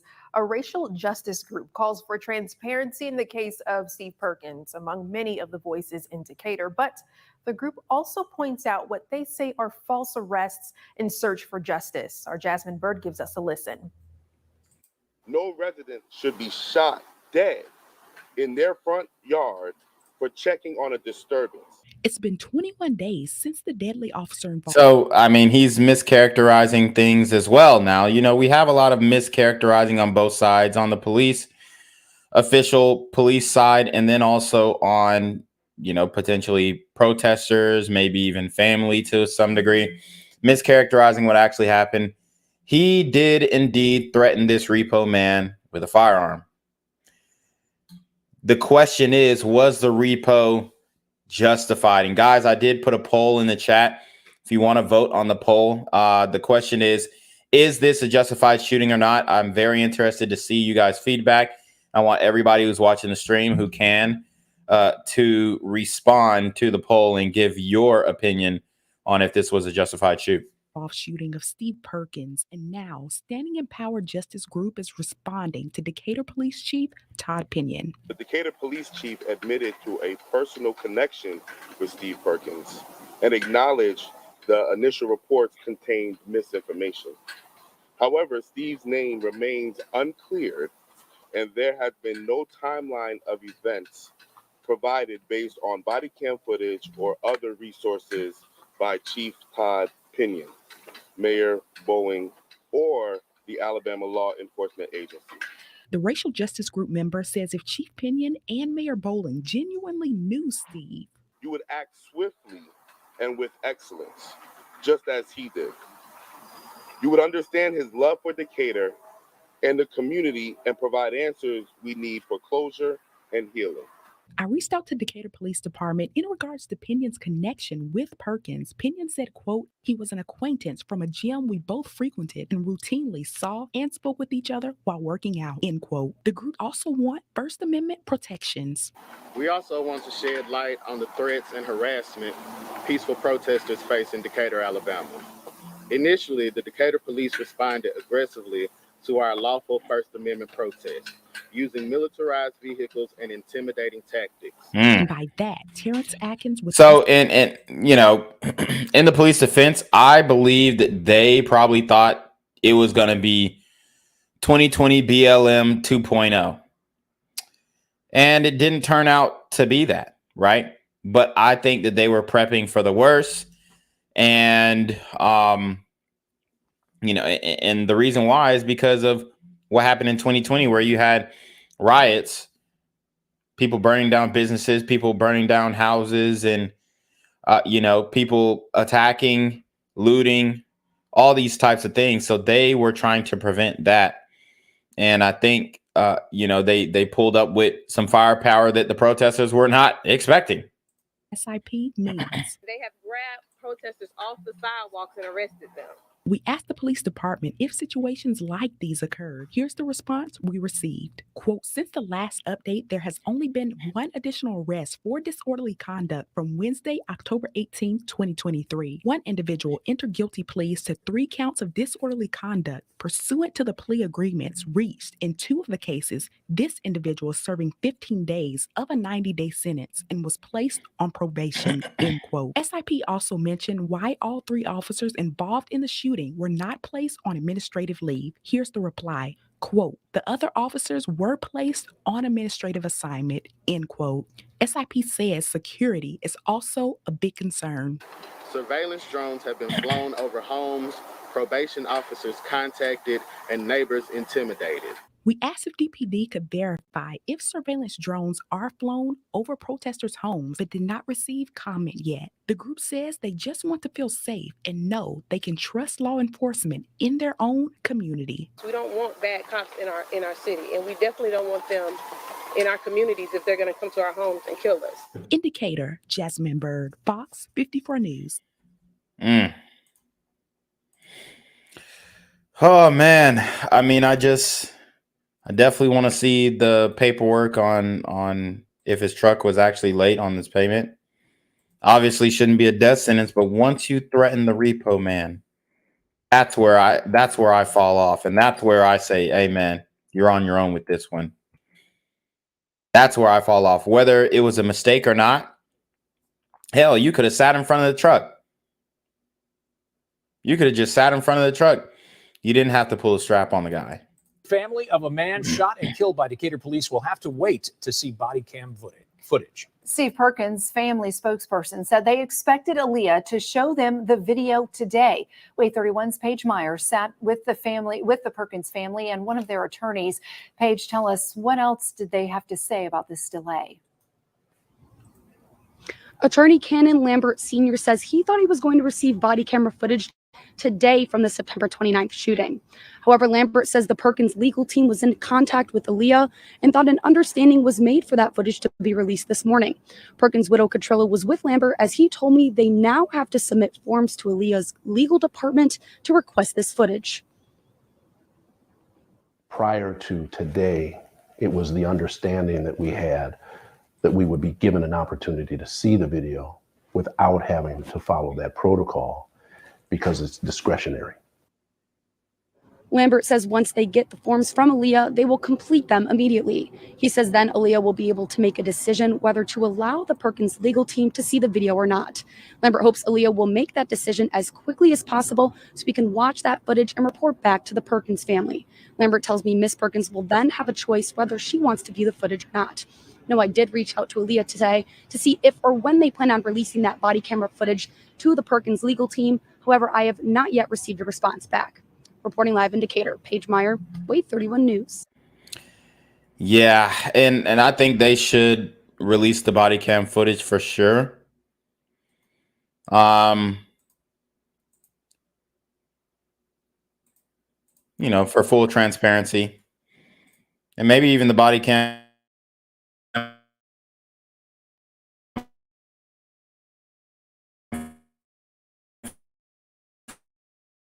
footage could repossession to really put a you know, plug that rumor that this was an unjust repossession or it was a mistake.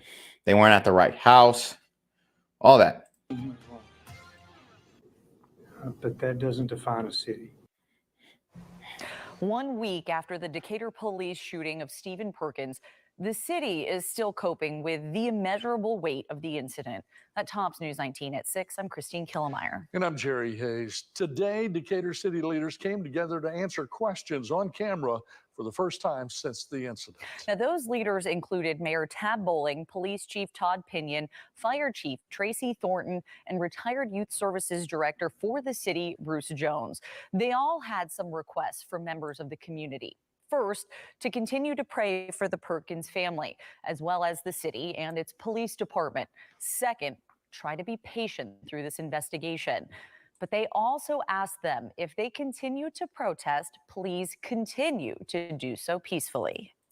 We have to let the process take care of itself. We have to be patient and let the people who we have put in these positions to take care of these type things and to be transparent and be honest, we have to trust that they're going to do that.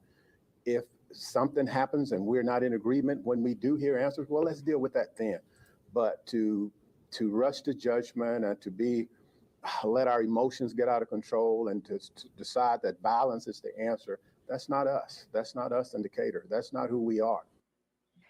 Meanwhile, this is a live view of the 6th straight day of peaceful protesting in the River City. Loved ones and neighbors waited until 5:30 this evening to officially begin gathering outside of City Hall.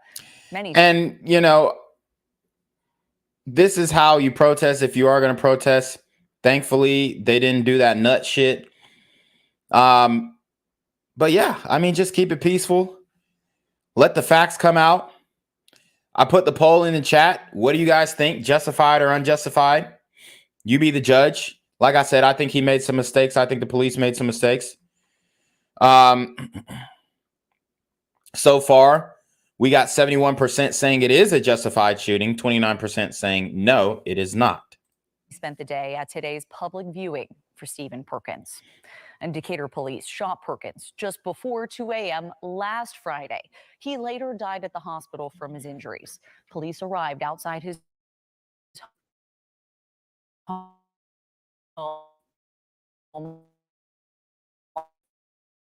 on Ryan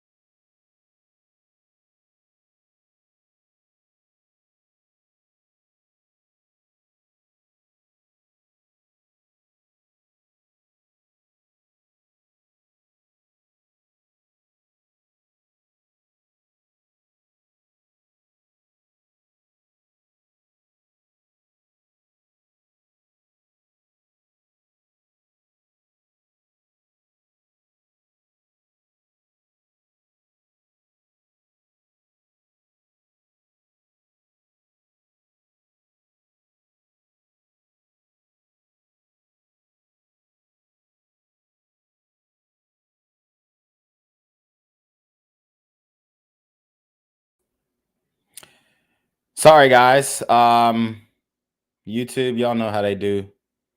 They kicked me from my own stream. It's crazy. Anyways, like I said, why the hell did he approach the repo man with the strap the first time? You know your bill's behind. You're behind on your bill. All that shit. It just doesn't make sense. to try to repossess a vehicle. And he said Perkins threatened him with a gun. When officers came back with the driver, they say Perkins again came out threatening them with a gun. Authorities say Perkins then pointed that gun at an officer who then shot him. Many, though, say Perkins only had a flashlight that night and the tow truck driver was at the wrong house. It was just pow, pow, pow, pow, pow, pow. And So they're saying he pulled up at the wrong house the second time. You know, and this is the misinformation, the disinformation that we talk about. It seems like they're trying to paint a narrative where there's no evidence, right?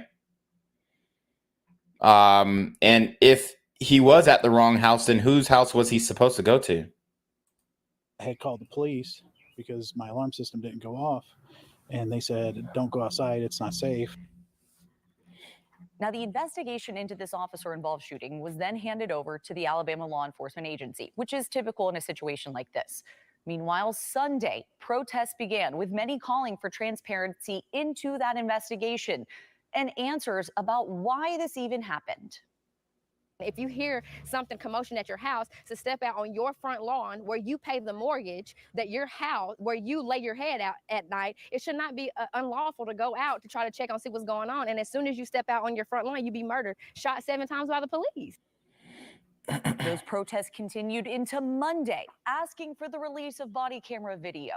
Decatur Police Chief Todd Pinion said his hands were tied. That video was now part of Aaliyah's investigation, and it was no longer his call. That response, though, did not slow protesters.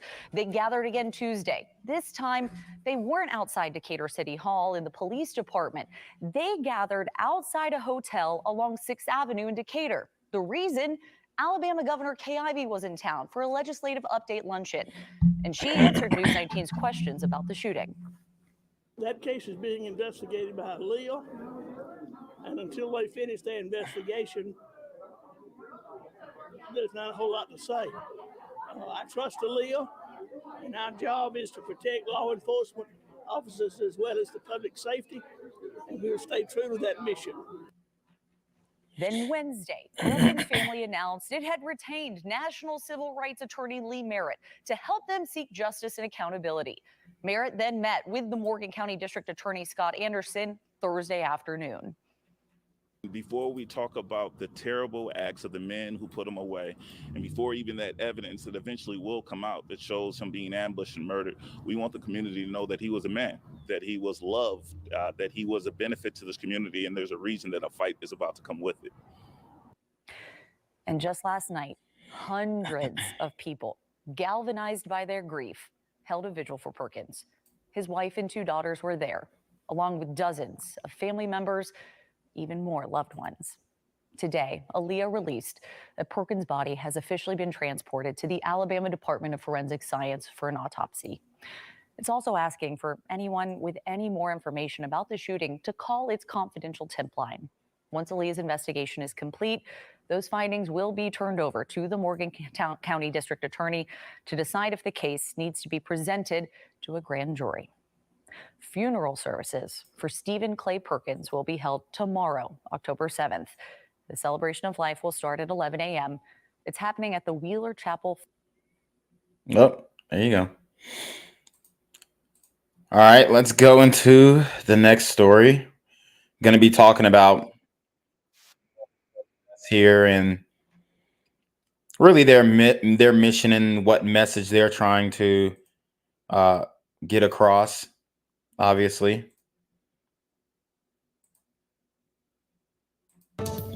Protesters at the state capitol today as calls for justice continue since Steve Perkins was shot and killed by Decatur police nearly a month ago. That's where we start. I'm Sedona Meadows. A group led by Perkins' niece, Brooklyn Gator, marched down the streets leading to the Capitol building, signs in hand and voicing the same message protesters in Decatur have been voicing for weeks. They want the Alabama law enforcement agency to release police body camera footage from the night Perkins was shot. They also want the officers involved to be arrested and prosecuted for their action.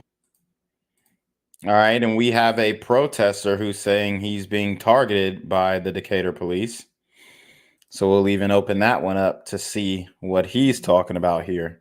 Also today, one man who protested over Perkins' shooting death is now accusing Decatur police of wrongfully targeting and arresting him early Tuesday morning. We're going live now to A31's Paige Meyer, who has exclusive video of this arrest happening. Paige. Dan Marie Cornelius Eccles tells me that he believes his major public presence and involvement in the Perkins movement has played a major role in his arrest. Now, Cornelius tells me he and his cousin were talking in their car in their driveway when he noticed a Decatur police car pass by multiple times. Eccles didn't think much of it, drove off, only to get pulled over a block away. Eccles pulled over and says the officer approaching his vehicle claimed to see Eccles throw a baggie out of his car. The next thing he knew, Eccles says around 9 officers were on the scene with a canine unit to search his car without his consent. In the video, you can see police escorting Eccles with his hands behind his back, forcing him to walk backwards. Eccles says he believes what happened to him occurred because the officer targeted him. If you don't like me, you don't like me. Don't send me to jail, man. You know what I mean? Don't put false charges on me. Like, if you don't like me, just don't like me, man. Like, don't mess with I have kids. I have a family. Eccles was booked in the Madison County Jail for failure to display insurance, operating a vehicle with an expired tag, and criminal littering. He calls it an effort to silence him during protests. Now, Decatur Councilman Billy Jackson tells me he truly hopes that the Decatur Police Department would not retaliate against citizens for protesting for something they feel passionate about. Now, I did reach out to the Decatur Police Department about Eccles' arrest, and they declined to provide a statement. Reporting live in Decatur, Paige Meyer, Wait 31 News.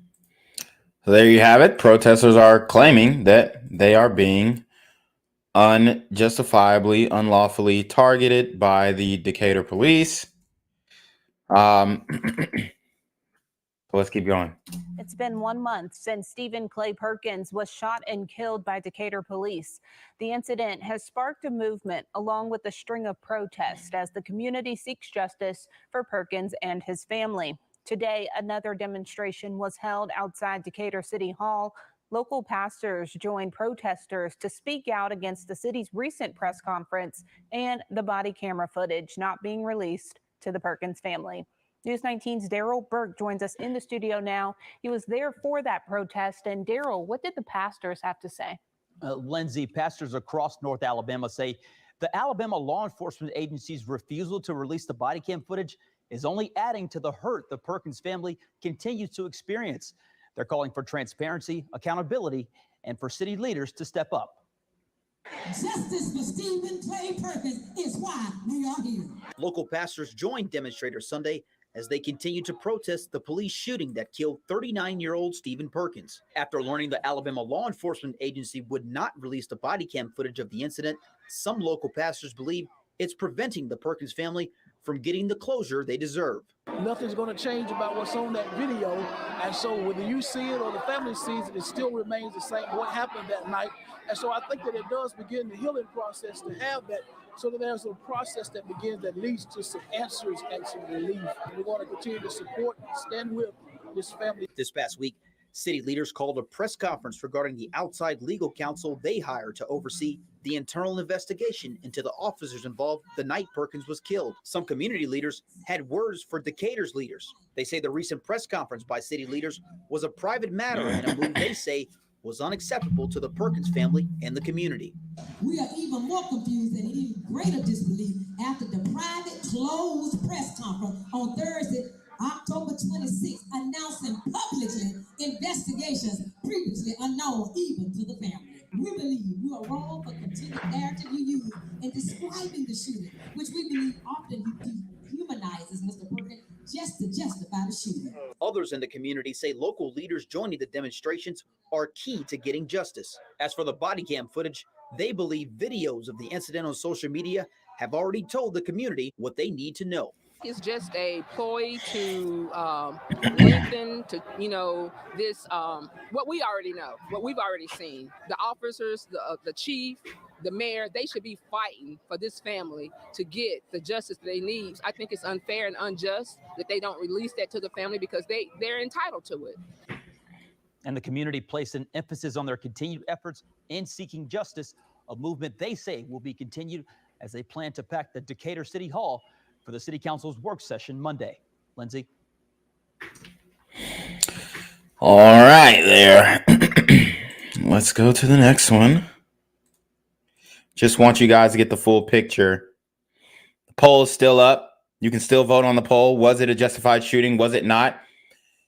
You can also donate to the Cash App, donate to the PayPal, donate to the GoFundMe, as you guys can see. You can donate to the family's GoFundMe as well if you believe that the shooting was unjustified. So let's keep going. Thank you for joining us. It has been 1 month since Decatur police shot and killed Steve Perkins outside of his home in Decatur.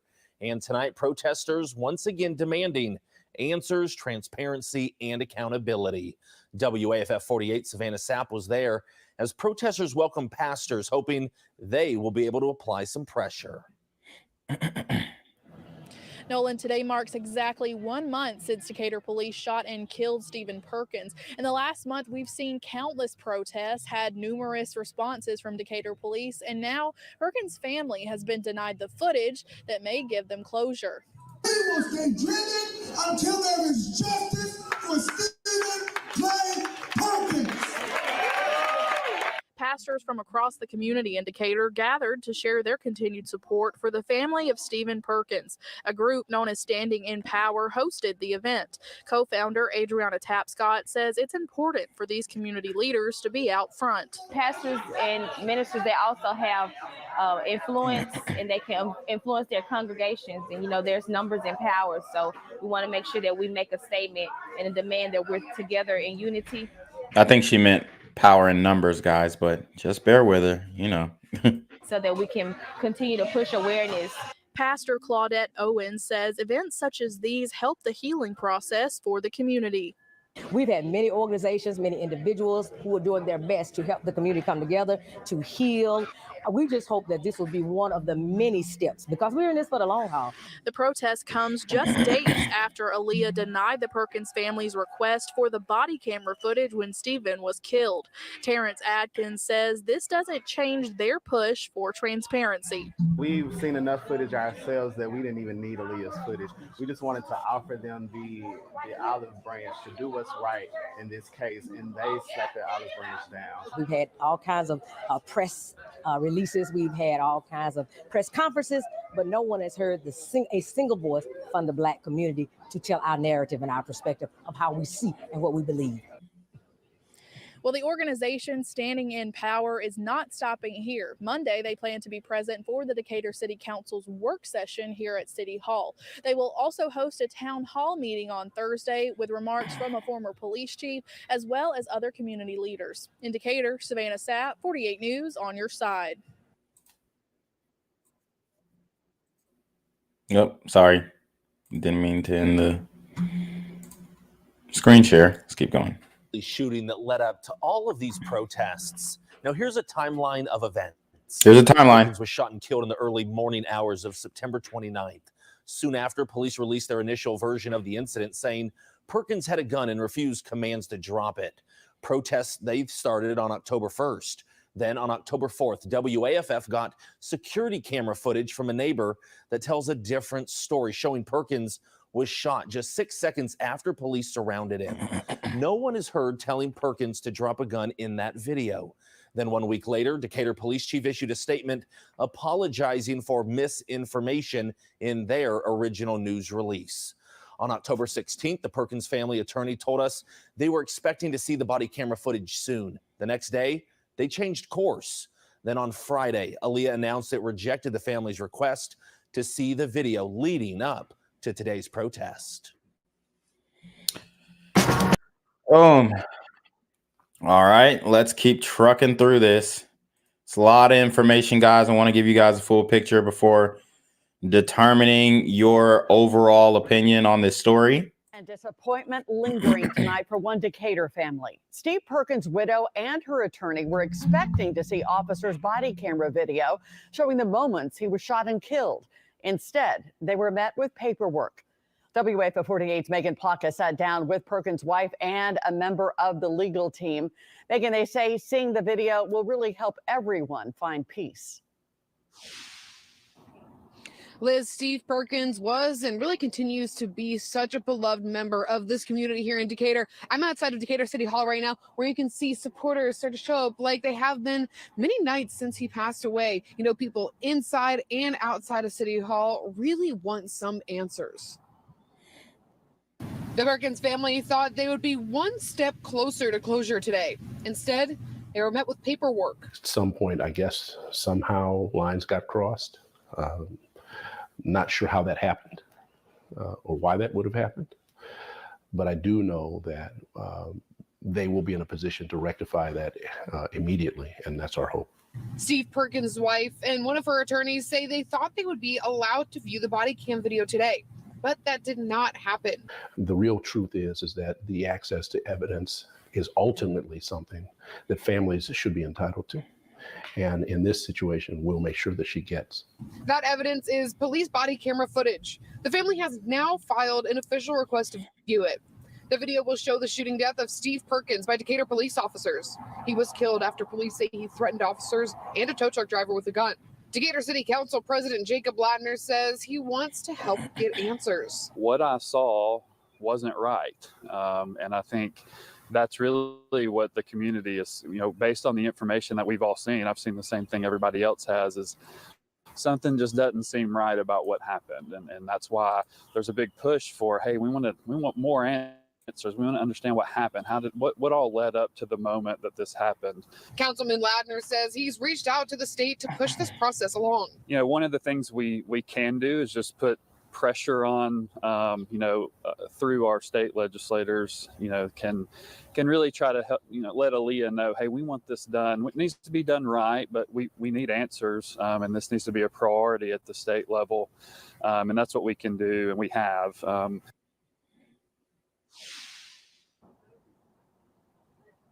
The attorneys for the Perkins family say they once again find themselves without a timeline to see that body camera footage. We'll definitely keep an eye on this case. Reporting live from Decatur, Megan Plotka, WAFF 48, on your side. All right. All right. So we we actually had some protesters who a couple weeks ago turned themselves into the police. I guess they were wanted for protesting. Maybe they got a little rowdy. I don't know what their charges are. Maybe they're trumped up charges. But let's see. Some protesters seeking justice for Steve Perkins involved in the Decatur Bridge blockage turned themselves in today. It's where we start. I'm Kenesha Dees.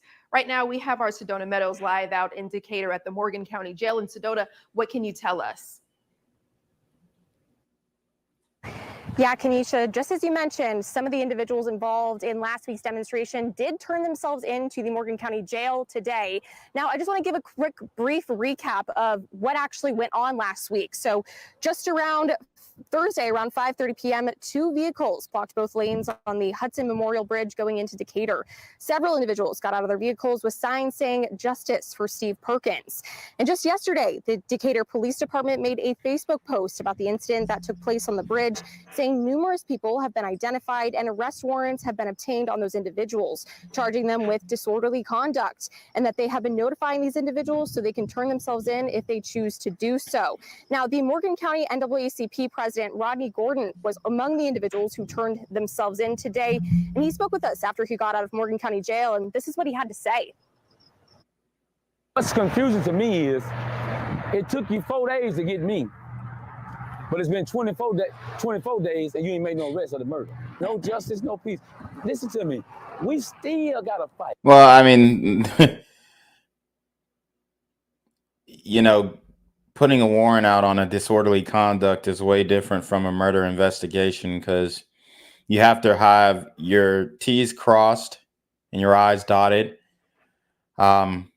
You know, to compare a disorderly conduct to a murder investigation is disingenuous at best. It's only just begun. Until someone is arrested and held accountable for this death, for this execution, for this modern day lynching, we're going to still march. We're going to still go to jail. You understand what I'm saying? We're going to still love on each other. Pause. Chico. Now, Gordon did say that he believes 11 arrest warrants were sent out and about 5 at the time did turn themselves in, but more were still waiting to come turn themselves in after work. But I will have more details later tonight at 9. But for now, live in Decatur, Sedona Meadows, Fox 54 News. All right. Now let's hear what the mayor has to say. Just getting everybody's perspectives, right? Decatur Mayor Tab Bowling sending his condolences to the family of Stephen Perkins. The family seeking answers after Perkins was killed in an officer-involved shooting last week. Bowling released a video statement on Facebook last night saying he met with Perkins' family over the weekend. News 19's Carmen Fuentes is joining us now with more on what the mayor had to say. Carmen. Kelly, Steve, in a video where he spoke compassionately, Mayor Tab Bowling addressed the death of Stephen Perkins and his family, who the mayor says just wants to know why their loved one was killed. Bowling says he and his wife were invited to meet with Perkins' family over the weekend, and he says that the family is solely focused on finding out why Perkins was fatally shot in front of his home. Bowling didn't know Perkins, but says from what he's read and heard about him, he was a special man that Bowling would have liked to have known. Police say Perkins was shot after a tow truck driver attempted to repossess a car at Perkins' home. The tow truck driver told police that Perkins came out of his home with a firearm, and police say it happened again when they went back to the house with the driver. Officials say Perkins was killed when officers ordered him to drop his firearm, and those officers say that he refused and pointed his gun at police. Protesters have been calling for the release of body camera footage ever since. I and the city of Decatur are deeply committed to the release of information as soon as it is released by the appropriate agencies in compliance with applicable laws. Since Perkins was killed in an officer-involved shooting, the investigation has been handed over to the Alabama Law Enforcement Agency. This is protocol with all officer-involved shootings, and Aaliyah says they have no comment at this time since this is an active investigation, and they'd like to protect the integrity of this case. Mayor Bowling says that he will be attending a vigil being held tomorrow to honor the life of Stephen Perkins, and News 19 will be there, and we'll bring you the very latest on air and on WHNT.com. All right. So the mayor is in support of the release of the body cam footage after proper protocols, investigations, and whatnot.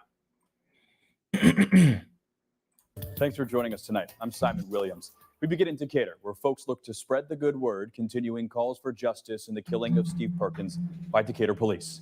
Our Ken McCoy has more. I say churches are coming. Church has been the place where the African-American community has congregated for years. One more time. One more time. The church is the staple of the community. It is the center of the community. The protests of the 60s came out of the church, and every other protest, primarily since then, have come out of the church. Today at Decatur City Hall, the community got together for a little church. Singing, scripture reading, the Lord required of thee, but to do justly. prayer, The police chief, in the name of Jesus. and a call to justice for Steve Perkins. What's going on here today is we wanted the opportunity as the African American community to step out and to talk about our narrative, how we view things, because the system and the process that we've endured so far has not been very transparent. And when you don't get any information, you're left to draw your own conclusions. Many protests have taken place since the death of Perkins, and now the center of the community is taking its place. I must admit, we were a little slow getting on board because our young people are decisive. They're a whole new generation, and when they make up their mind to do something, they're very different, and we like it. We like the energy, we like the decisiveness, and they said it's not going to happen on their watch. So we're now catching up to our young people. Pastor Owen shares why movements like this are important to keep going. We should not be at this point 30 days out. And if we don't keep it going, we don't know how much can be, and I hate to say, swept under the rug or covered up. And we are not going to allow anything to be covered up. And I say that with all due respect to everyone involved, but we want the truth. As I said earlier, has always been said, it is about right and wrong. It is about justice and truth. For Fox 54 News, I'm Ken McCoy.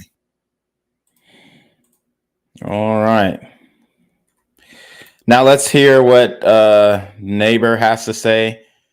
And here's the thing. I'm not saying this guy was a bad guy. Obviously, he made some fatal mistakes. And it appears that he did not have control of his anger by the way that he responded to the Repo guy. That's really the main catalyst for why this incident went down in the way that it did, the way he responded to the Repo man. Now, we do need to find out if he was actually late on his payments, if the Repo was justified, which, since that hasn't come out yet, I'm assuming that it was. Otherwise, they would have put it out there. See, he was caught up on his payments and da-da-da-da. Y'all know how these creditors be. They're going to call you. They're going to send mail. I'm pretty sure there's a pretty clear paper trail if he was behind on payments. So the fact that that hasn't come out yet pretty much shows me or tells me that, yeah, he was most likely late on the payments and it was a justified Repo. Therefore, him pulling the firearm on the repossession man is an illegal act. Stephen Perkins from Decatur was shot and killed by a Decatur police officer. We're told he had come out of his house because a tow truck driver was trying to repossess his truck. And today, Perkins is being finally remembered as the rock of his family, a protector, and a very good friend. One neighbor is struggling to understand the way his good friend died, as his doorbell camera captured every moment before and after the police-involved shooting. News 19's Archie Snowden talked to that neighbor and shares more. Steve had no idea. Michael Cap says that he's watched in disbelief the video captured by his doorbell camera showing his friend and neighbor, 39-year-old Stephen Perkins. So this is the guy who released the doorbell camera. So shout out to him. Being gunned down by Decatur police in a hail of bullets in front of his home in the early morning hours of September 29th. I'm still in shock. I'm really upset about it. You know, I mean, it hurts my heart, that he was taken away. Cap says that he and Perkins were close friends for years in the quiet subdivision off Pool Valley Road. Up. It's loading up. Come on. Even while Perkins was busy being a dad with his children and being active in the neighborhood. Cap says that Perkins would walk across the street and check in on his ailing wife and his home. He was the last person I would think of that would happen to. Absolutely. He's just laid back, easy going. He never seemed like he was aggravated or mad or. Wow. So, it's very interesting to see his perspective. Laid back, easy going. If your car's getting repoed and you pull a strap out on the repo man, knowing that you're late on your payment, that doesn't really seem laid back and easy going. But, bothered by anything. He's just real peaceful. After watching the doorbell video, Caps and his wife can't seem to understand how a reported vehicle repossession could have possibly led to what happened. After viewing the video as many times as I've watched it, I just didn't think Steve had any opportunity to give himself up. In the order in which everything happened. Which I agree with. But here's the thing. Because when the repo man initially showed up and he pulled his firearm on that guy, the police were already coming into the situation like, okay, this guy, he's pulling his strap on a repo man. We need to come in with a little more tactical approach. And it ended up, becoming a botched type situation. But his initial actions are the chain reaction that caused this to occur. I see so many ways that it could have been prevented. Cap says that after watching the protest and the calls for justice for his friend, he can't but help to realize that his quiet subdivision will never be the same without Perkins. Indicator Archie Snowden, News 19. Decatur police say Perkins pointed a weapon toward an officer when he was shot. The Alabama law enforcement agency continues to investigate that shooting. So they're claiming he pointed the weapon. From the footage, it just doesn't seem like he was able to do it without understanding what he was doing, because they didn't announce themselves or have their sirens on. But like I said, the reason why they came in that way is because of his initial aggressive approach to the repo man. So, it very much ended up like it just seems like he set himself up to get deleted by the cops, because he pulled the strap on the repo man. That's crazy. I wonder what his wife thinks about him pulling the strap on the repo man initially. And like I said, I think he did this because he's in there with his wife. He probably hasn't let her know he was behind on the payments. And that's why she believes there's no indication that he was behind. There's no indication that he was behind. Which, I genuinely don't think that she can still believe that now. If she still lives in the same house, they're getting mail. I'm sure he's still getting the calls. I know, it's just a wild situation here. But him being the aggressor to the repo man initially is unfortunately why he was killed. Shattered in 6 seconds, the wife and brother of Steve Perkins sitting down with us tonight, almost 5 weeks since their loved one was shot and killed by Decatur police. Wait 31's Maddie McCaffrey joins us live now after speaking in depth with Catrella and Nick Perkins about what happened that night and how they're coping. It's a story you'll only see here on Wait 31. Yeah, Dan and Nikel, they tell me that two things have gotten their family through this trying time right now: the outpouring support from the community and their faith in God. He was my best friend. He was my prayer partner, a great father. Never looked at my daughter Jada as a stepchild. Whenever we were out, it was always, my two girls. Catrella Perkins and her family's lives forever changed in the early morning hours of September 29th. She says she was working an overnight shift and got a message from a neighbor asking if they were okay. I'm like, what do you mean, are we okay? I'm at work. And she was like, there's police and ambulance in front of your house. So I immediately called Steve. He didn't answer. Called him like 3 times, and then I texted him. I said, "Are you okay?" Oh, so she wasn't even there. It wasn't out of the norm because it's 2 a.m. She says shortly after that, her best friend called her saying something was wrong. She didn't know what was going on, but immediately called Steve's brother, Nick, and they rushed to Decatur General Hospital. They were told he wasn't there. Instead, Steve was in surgery at Huntsville Hospital. Within an hour of their arrival, Catrella says she learned of her husband's death on a hospital phone. It was devastating.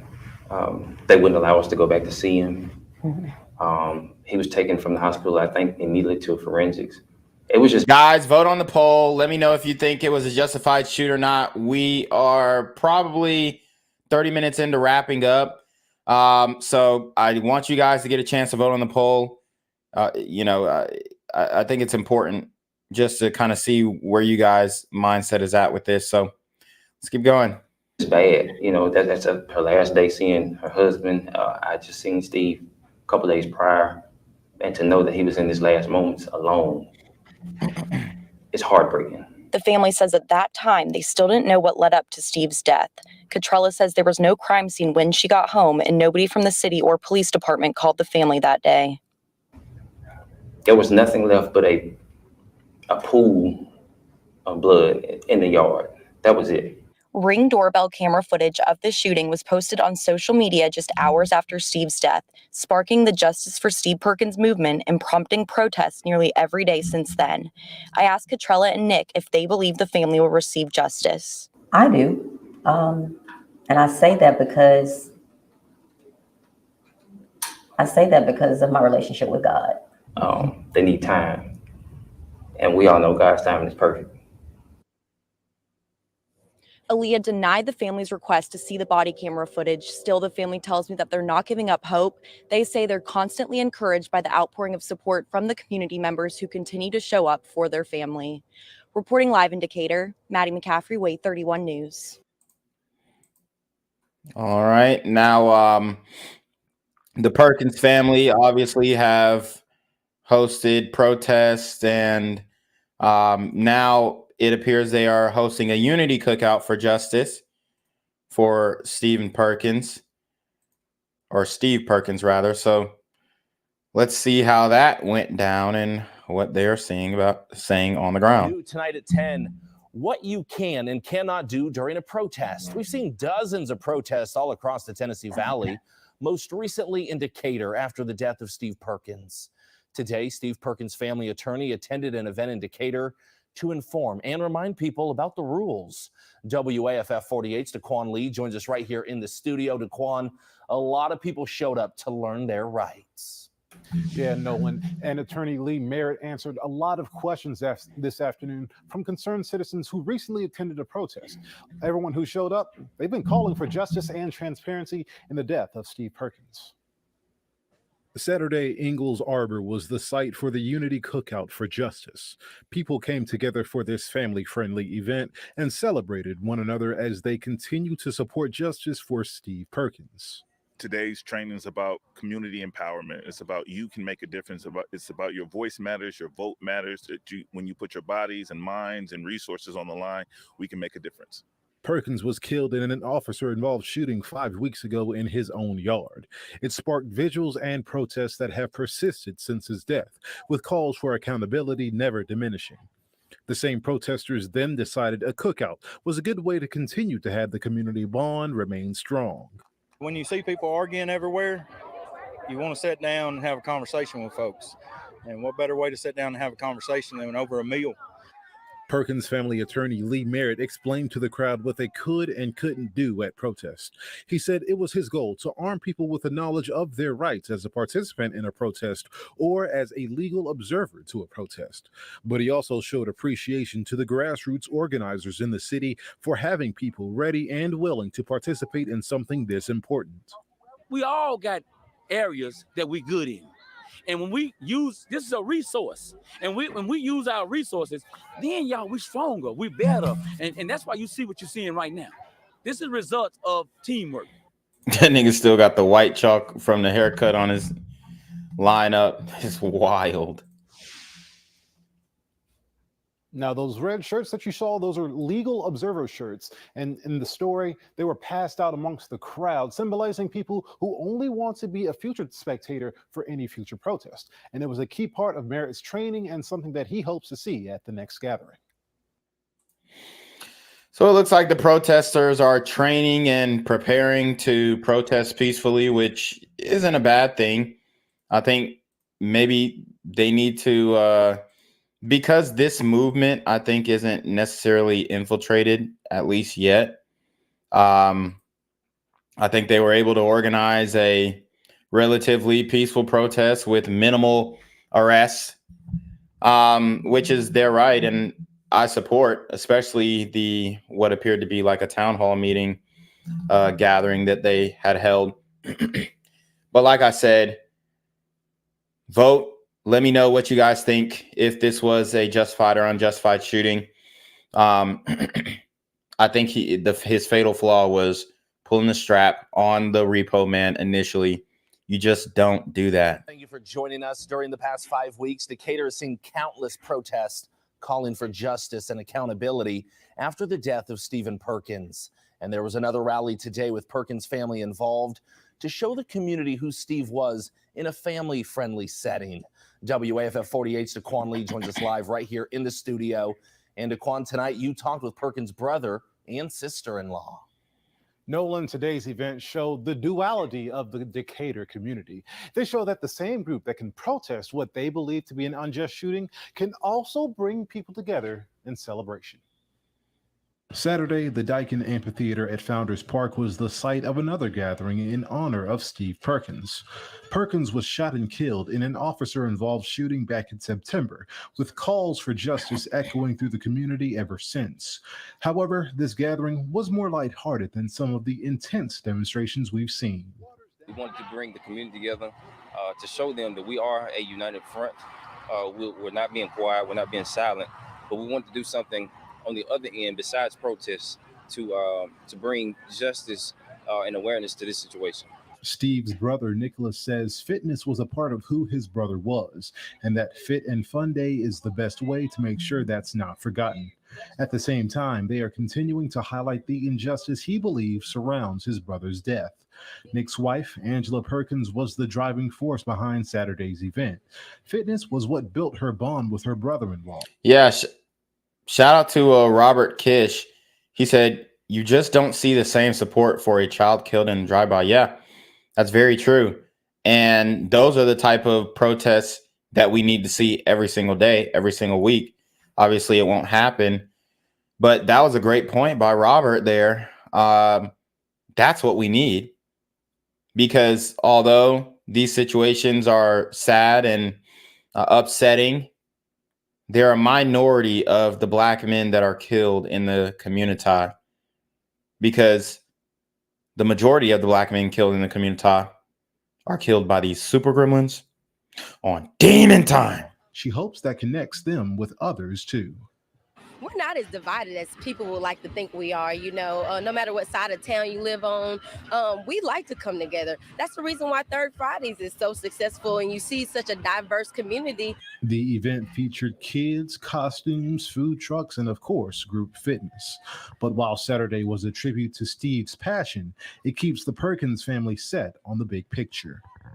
This is a lot. Every day is a different struggle. Every day brings a different challenge. But we're going to keep fighting. You know, we're not just coming, we're here. Now, before his death, Nicholas says his brother and his wife had the vision to hopefully one day create a fitness supplement. Nolan?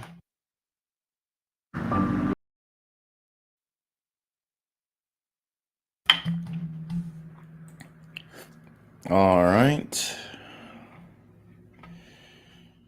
Let's keep going, and then we'll hear from Steve's brother. Then we will close out. Okay.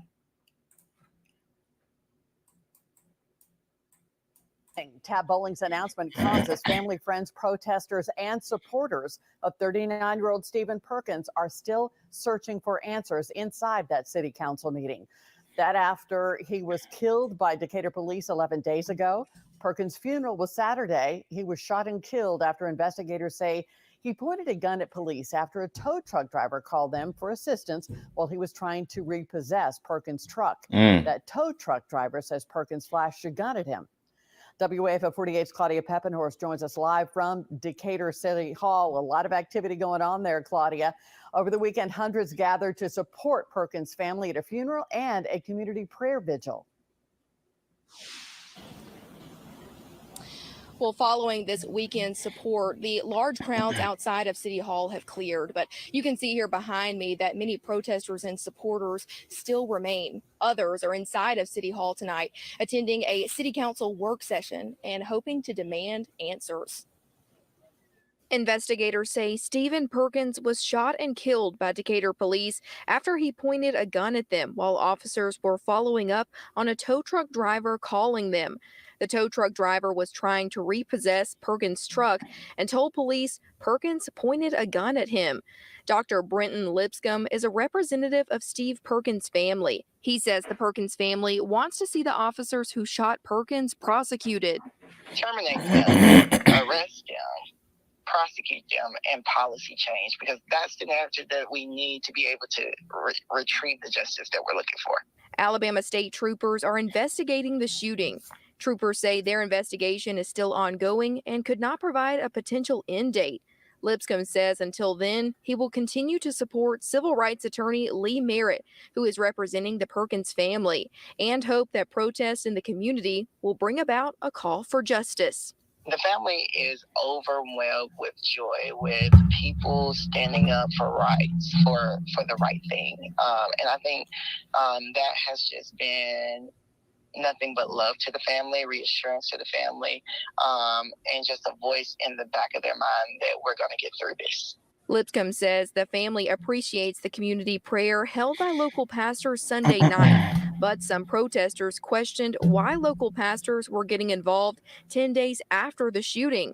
They also voiced their concerns about the pastor's call for peace and calm instead of justice and transparency. So the pastors are pretty much doing the right thing, waiting till the facts come out, asking for peace and calm. But it's not instead of justice and transparency. It's additionally with justice and transparency. In order to get that justice and transparency, you have to be peaceful and calm and let the process play out. So the pastors are trying to do the right thing, and the community has backlash for the pastors trying to do the right thing. Carl Willingham, overseer of God's Love Covenant Church, was one of the organizers of Sunday night's prayer. He says a lot of their work has been behind the scenes. If they feel as though we showed up too late, we apologize. But, we're more being And that's his first mistake. Never apologize to the mob. That's rule number one. kind of behind the scenes. Ever since it's happened, we've been at the vigil. We've supported all the protesting. So It doesn't matter. It's not enough. It's never going to be enough. Like, he's over here, they say I'm tap dancing. He's over here tap dancing for these protesters who are trying to besmirch his name, his good name, his godly name, just because he wanted to wait until the facts came out. we've been kind of behind the scenes. You might not see us out front, leading and guiding, but we've definitely always been in prayer. Amen. Now, Willingham added that he wants protesters to know that he is also fighting for justice for Steve Perkins. Our Matthew King will have more on tonight's work session tonight at 10. Reporting live in Decatur, Claudia Peppenhorst, 48 on your side. All right, so we are almost there. Now we're going to hear from the brother on the Fit and Fun Day, which occurred November 4th. Hear his take, hear how the family is coping with this, the passing of their loved one. Shout out to Performa with the $20 Cash App. We already know Performa is definitely outside with the $20 Cash App. Hold on. Hello? We ain't. Where we at? Oh, you want to know where I'm at? We outside! For my family, this means that we're not letting his spirit die. We're not letting his legacy die. It's been more than a month since Stephen Perkins was killed in a Decatur police officer-involved shooting, and the community continues to rally in support of the Perkins family, an effort that continued Saturday when people gathered for the first ever Steve Perkins Fit and Fun Day. News 19's Gerald Burke has more on what the event means to the Perkins family. Health and fitness were two things the 39-year-old was passionate about. In his honor, the community put on a Fit and Fun Day, all in memory of Stephen Perkins. Today is about everybody coming together for one cause, which is to continue the legacy of Steve, his fitness journey, and his love for people. Dozens across the River City gathered on the grounds of the Daikin Amphitheater for the first annual Steve Perkins Fit and Fun Day. His family says Perkins frequently visited the gym and he promoted a healthy lifestyle, something he projected onto others, encouraging people to be physically active. For Nick Perkins, he says his brother was all about his community, leaving behind an everlasting impact, and the fitness day was an extension of what his late brother began. Steve was so involved with his community. He helped out his neighbors, he helped out strangers, and that's what we want. We want diversity. We want inclusiveness. And so that's what today is about. For my family, this means that we're not letting his spirit die. We're not letting his legacy die. It was a day that included tire flips, Zumba dances, and a range of activities for the community to enjoy. Following all of what has transpired in the aftermath of Perkins' death, his brother says it's been an emotional time for his family, but the event allowed them to focus on something more positive, a day of community, all in the name of Stephen Perkins. It's a good relief. It's a good relief. With all that's going on, it's a time for us to kind of let go and let the city kind of breathe a little bit. So today it's just all about fun and family. But not only was he a gym enthusiast, he was a family enthusiast. He loved his folks, man, and we love him. In Decatur, Daryl Burke, News 19. Perkins' brother Nick says they plan to make the Steve Perkins Fit and Fun Day an annual event. And, I'm afraid that annual event will, in due time, get shot up in the future. That's kind of how these things go. They start with a wholesome meaning, good intentions. Then you get a couple bad apples, if you will, involved. And now you got Fit and Fun Day getting spun on. And it's a mass shooting, an underreported mass shooting at that. We've seen it happen time and time again at these field day events. I have cautioned against the community gathering in large numbers ever since the summer of 2020, the summer of Floyd. I still advocate to refrain from gathering in large numbers until we get this gun violence issue or sun violence issue, if you will, under control, because these super gremlins are on demon time. Since September 29th, it has been an emotional roller coaster with the passing of my brother and the way that he passed. And so with all that's been going on, today was just a day to kind of get out and about, include the community, to show everyone what Steve's legacy and what his life was about. He was a gym enthusiast. He loved his family. And so we wanted to get everybody out today to give them a part of Steve's life.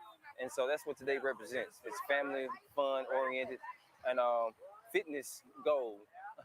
So we just wanted people to get out, enjoy the sunshine, get some exercise in, just to give you an instance or just a piece of what Steve was about and what his life stood for. So we've had overwhelmingly support from the community. Just seeing the people today, the turnout was great. It was a little cool at first, but the sun did come out, and everyone's here. Lots of kids, lots of adults. Everybody's enjoying themselves, and to me, this is showing unity. Everyone who is here is behind Steve. They're behind the movement, and they're showing that they're supporting this family. Not just us, it's his wife, his kids, everybody. And we couldn't be more grateful. Our family is very appreciative of everyone. We thank you for the support. We thank you for your prayers. Continue to help us fight for justice. We want this to be resolved peacefully, But we do thank everyone for all the support. Thank you for everything that you've done, the calls, texts, everything. We couldn't ask for a better community to be behind us in this fight for justice for Steve. All right, guys. So that is going to conclude the stream.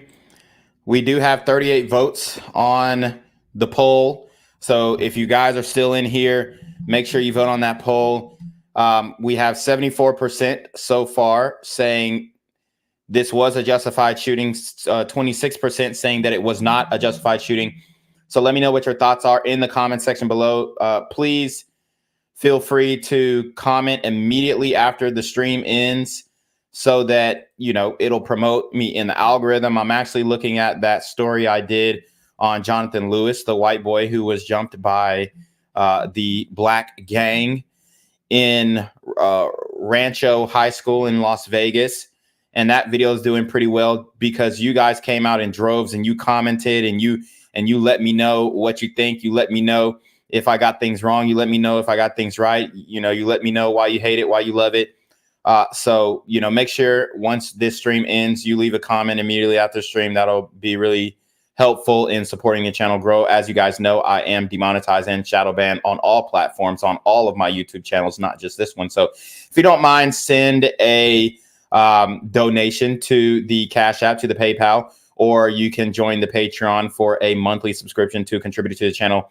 I'm going to be more active on the Patreon as well. I want to get it caught up to this channel, you know, but we are having some difficulties as far as time goes and just uploading in general. So I do want to let you guys know that I am going to be more active on the Patreon, but this is the main place you're going to find me until YouTube says otherwise.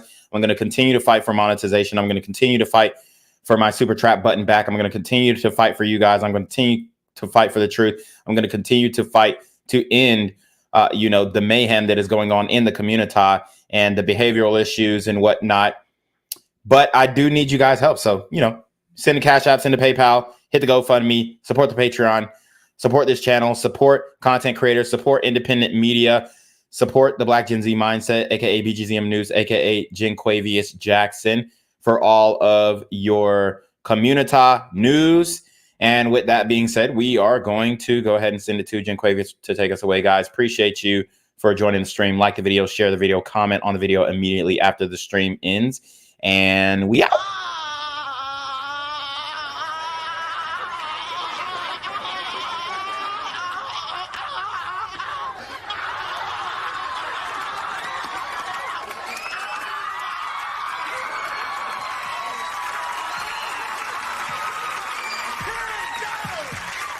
What's good, Shadow Realm? It's your boy Jenquavius Jackson, and y'all already know I'm demonetized and shadow banned in this bitch. So if you want to contribute, go to the Cash App, the PayPal, the GoFundMe, or join the Patreon. Also, don't forget to visit the merch store for all your favorite BGZM News 17 gear, including our exclusive Trump is a Blood t-shirt. Go fast before they sell out. They are already flying off the shelves, no cap. And remember, these super gremlins are on demon time. Yo, what's good, BGZM News 17 family? I'm at the corner of Jesse Jackson and Marcus Garvey, and I got some bad news for you. As you can see, I lost my job. I'm out here living in cardboard boxes outside of boarded up vacant homes.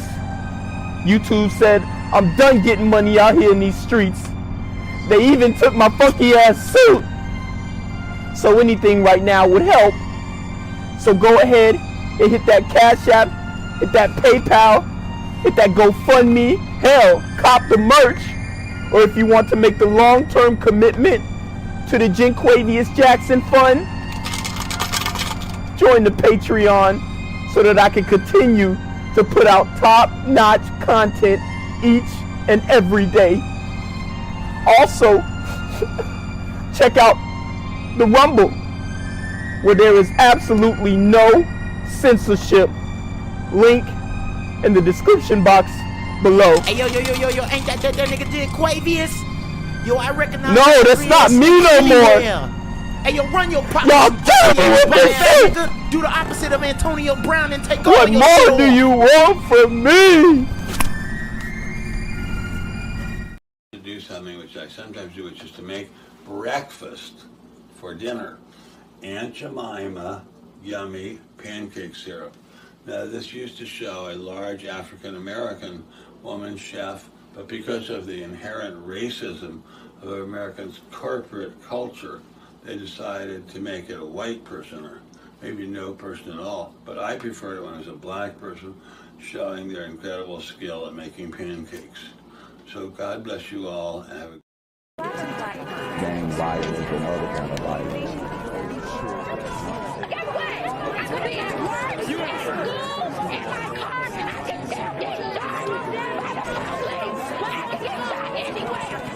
So it is what it is.